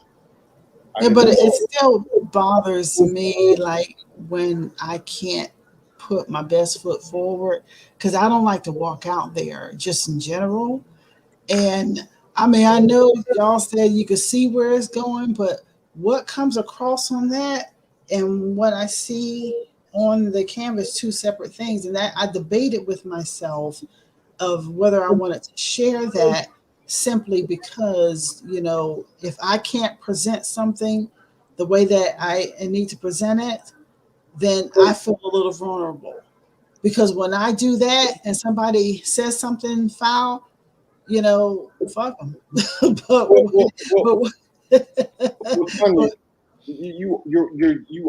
We are enhancing our best foot. Not even best foot. We are enhancing our best foot toe by toe. We are enhancing it toe by toe. You're talking about putting our best foot forward and not even trying. It's not about trying. You're not trying, because trying doesn't look like that. And I say trying doesn't look like that because you are taking, not even saying at least, you are taking the step about your best foot, toe by toe. And we have to realize that we should not even be judging ourselves. For the most part, we should be challenging ourselves, because at the end of the day, the judgment won't even matter when we are completed, when we are confident, when we are content with what we produce. Because at the end of the day, when we're done producing it, a lot of people are not going to like it anyway. But it's not about them. It's not about them. It's not about them. They just, like I said, everything is not for everybody, and that's fine. But I'm just being like the opinion, you know, but like I'm trying something I've never worked in charcoal before. You know, good. So good. I'm working in charcoal, so I'm challenging myself because I've never worked in charcoal. Yeah. And charcoal can be messy. That's why I was wiping my hands, and I got to wipe off the front of my pad, because when I was handling things, I was getting that charcoal all over me, you know. So let me ask you this. So what makes you think that trying and challenging makes sense in the same sentence? What makes you think that trying and challenging? I have taken 4 ibuprofens and 2 Tylenols, and I can't make sense of that right now. Regardless, you are living room, I guess. Gotta leave the living room. You're taking steps in perfecting your craft. There's no such thing as trying and challenging. It makes no sense to me that trying and challenging belongs in the same paragraph. It's either one or the other. Trying meaning a half-hearted ass effort. Doing meaning got along. You are doing. You are challenging yourself. How the hell do you try to challenge yourself? What's this? We are trying. I'm liable to say anything with this ibuprofen talk. And I still got my eyes on this 800 right here. No, put it down. Put it down. Put it down. And you weren't trying to take that. You just did it. Good point. I really am. I'm dead ass serious. I really did. Okay. And Veronica, she woozy too. So what we're gonna do? We're gonna get out of this show because I got see the light makes me a little hot. And what happened is I got my air purifier here and it's blowing right on my face. Oh, yeah. And I'm like, are you serious? So I keep turning it off. And then the light makes me hot again. So just had to do a little balance here. And right now, and right now it's time for, I tell you what, you all have already said about what's happening your Christmas. Give me a quick of what your week is going to look like, your Christmas plans, and we're getting out of here. So we're starting with you, Bridget. We're going backwards. So this week I am trying to get the rest of the kids, Christmas things together, and then trying to start working on my concept proposal. I need to start working on my concept proposal. I say trying because every single time I literally pick up the pen to start, something else happens. Like I've been having for months. I'm working on my concept proposal. You'll thank to finish it out. And your seasoned self will thank you for not saying trying. Okay. I'm working on my concept proposal as well as finishing up paperwork for Turn 'em Loose. We're in the process of finishing up the 501c3 to become a nonprofit, to complete the nonprofit process. So I'm working on the paperwork to finish that up. Hopefully, I will be done with that by the end of the year, definitely, so that we can walk into the new year with that application in the system. So, and trying doesn't sound like that. That's what I'm actually working on.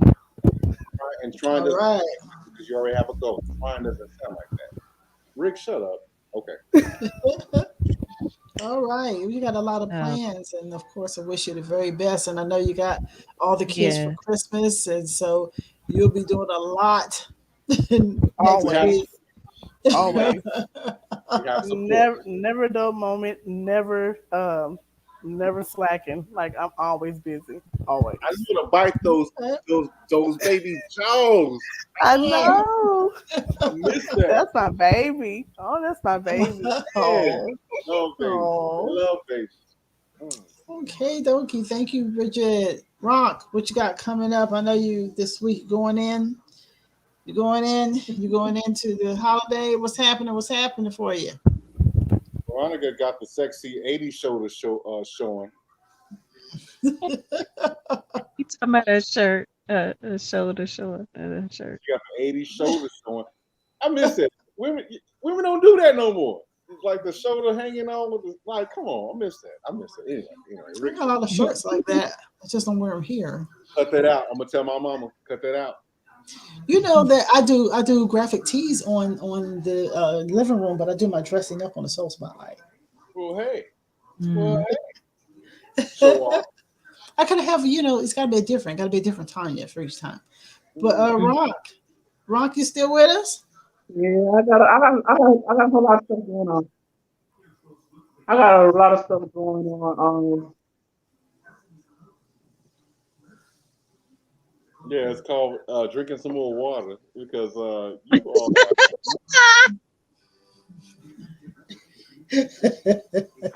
Hey, you better shimmy that shoulder. Shimmy that shoulder. It's called celebrating her birthday. She'll be celebrating it. As a matter of fact, you said it's. I do have a lot going on this week. I don't know what she's doing. Okay. We're Go to Rick. We gotta let Veronica's, my mouth is killing me. I gotta stop talking. Yes, I got a lot of stuff going on this week. I'm gonna finish up getting my house done before the end of the year is out, and I just got a lot of other stuff going on. All right. Thank you, Rock. Thank you, Rock. Merry Christmas. Rick, what you got coming up? Coming up. Behave yourself. Yes, ma'am. I'm gonna try to. I'm gonna turn up for the rest of the week. Okay. Shut up, Rick. Rock, keep jumping back in. I don't be God saying said nothing. I don't. Hold on. No, my best friend. My birthday's today. All right, happy birthday. My birthday's today, and my best friend's birthday is on the 20th. So I'm gonna help her celebrate too. That's my mama's birthday. Wait a second. So wait, your birthday is today? Now Saturday. Wait, your birthday is today, December the 17th, or is it the 18th? 18th. The 18th. So we got a long delay. Your birthday is in 8 minutes. Well, for your time zone. She's over here with me on my time zone. Oh, that's right. Yeah, it's already her birthday. Birthday to ya. Happy birthday to ya.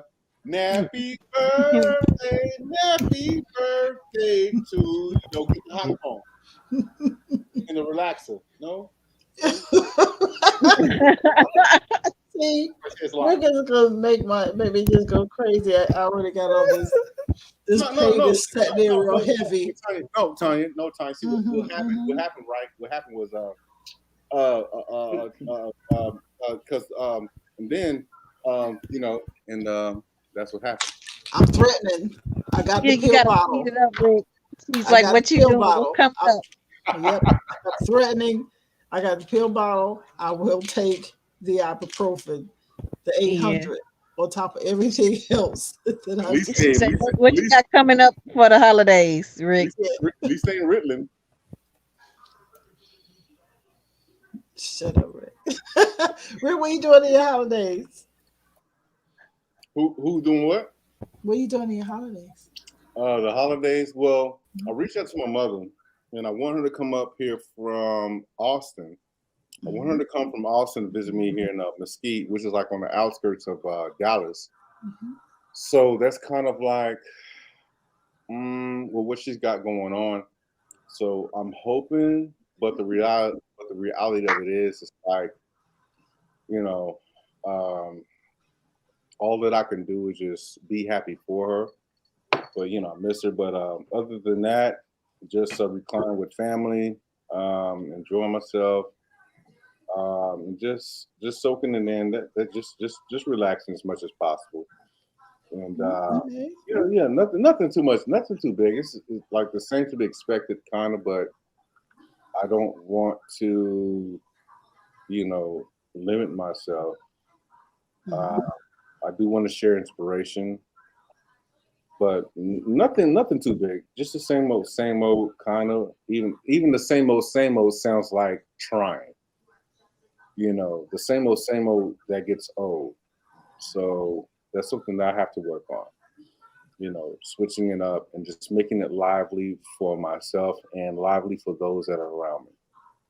That's the premise. Just keeping it positive and silly, goofy, whatever you want to call it. I don't give up. You know what I'm saying? I'm just me. Been that way since forever. And I love it. I love it. All right. Cheers.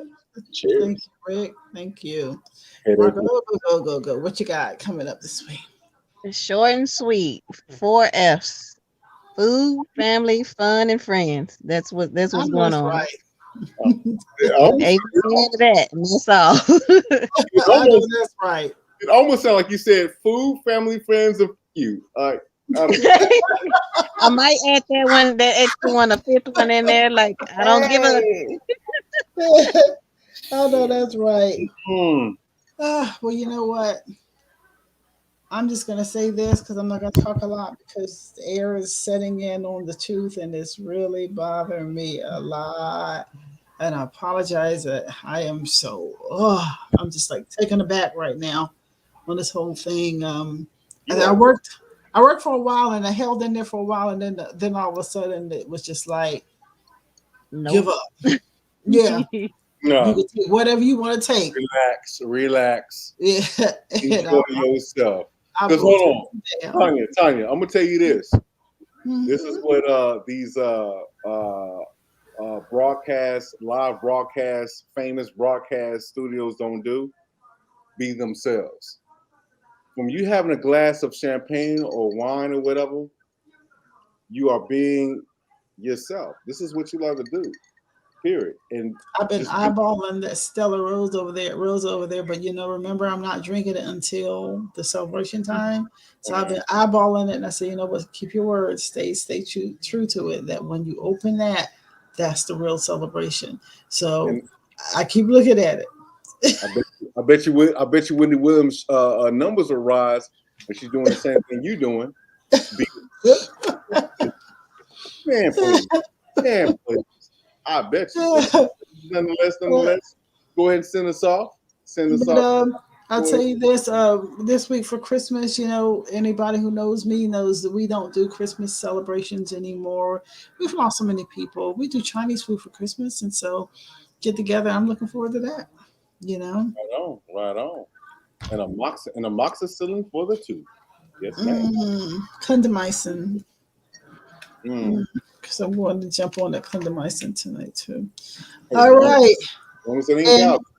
Right, and I gotta go to my social media and be in the show. Let's go. We hope that you have enjoyed this episode of Art Imitates Live with Tanya Dixon. So be sure to like and subscribe. And also check us out on all of our other social media.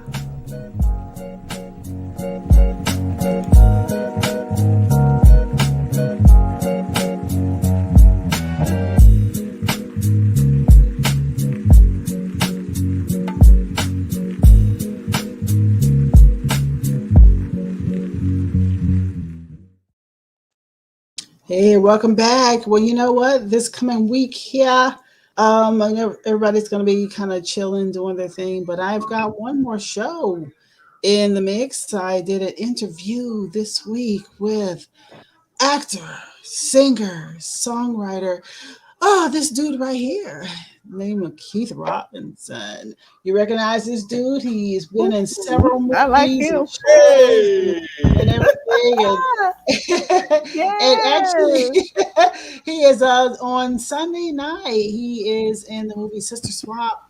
That's going to be on the Hallmark Channel, and he did the song in the movie Nothing Like Christmas Day. And so he came on and we interviewed the other day, and I'm going to air that one on Tuesday, but I just wanted to make sure I put it out there for people who like the Hallmark movies. Go ahead and check out Sister Swap, Christmas in the City, this coming Sunday, December 12th.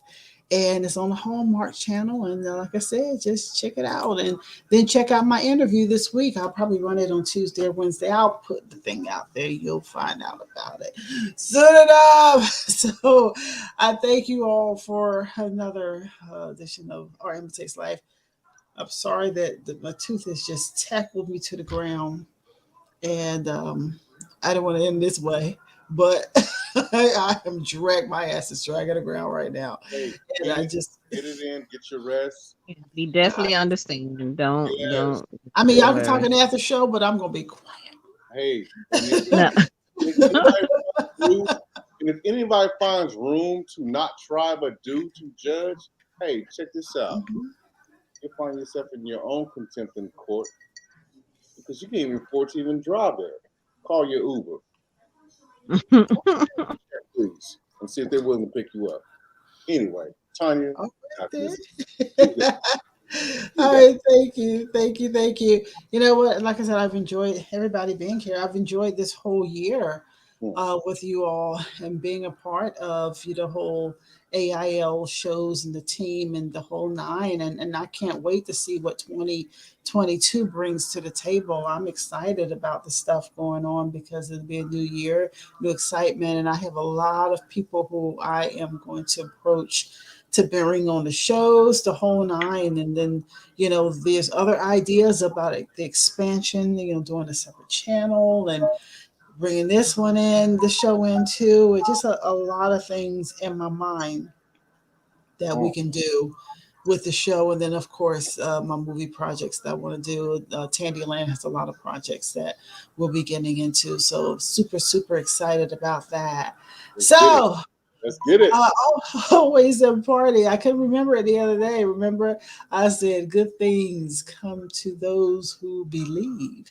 Better things come to those who are patient. But the best things come to those who never give up. It's my plan to do was tonight before Christmas, but we ain't going to do the whole thing. I'm just going to say Merry Christmas to all. Merry Christmas. Merry Christmas. Yes, I'm Tanya. This is a living room team. We'll see you 2022 here on AIL. See ya.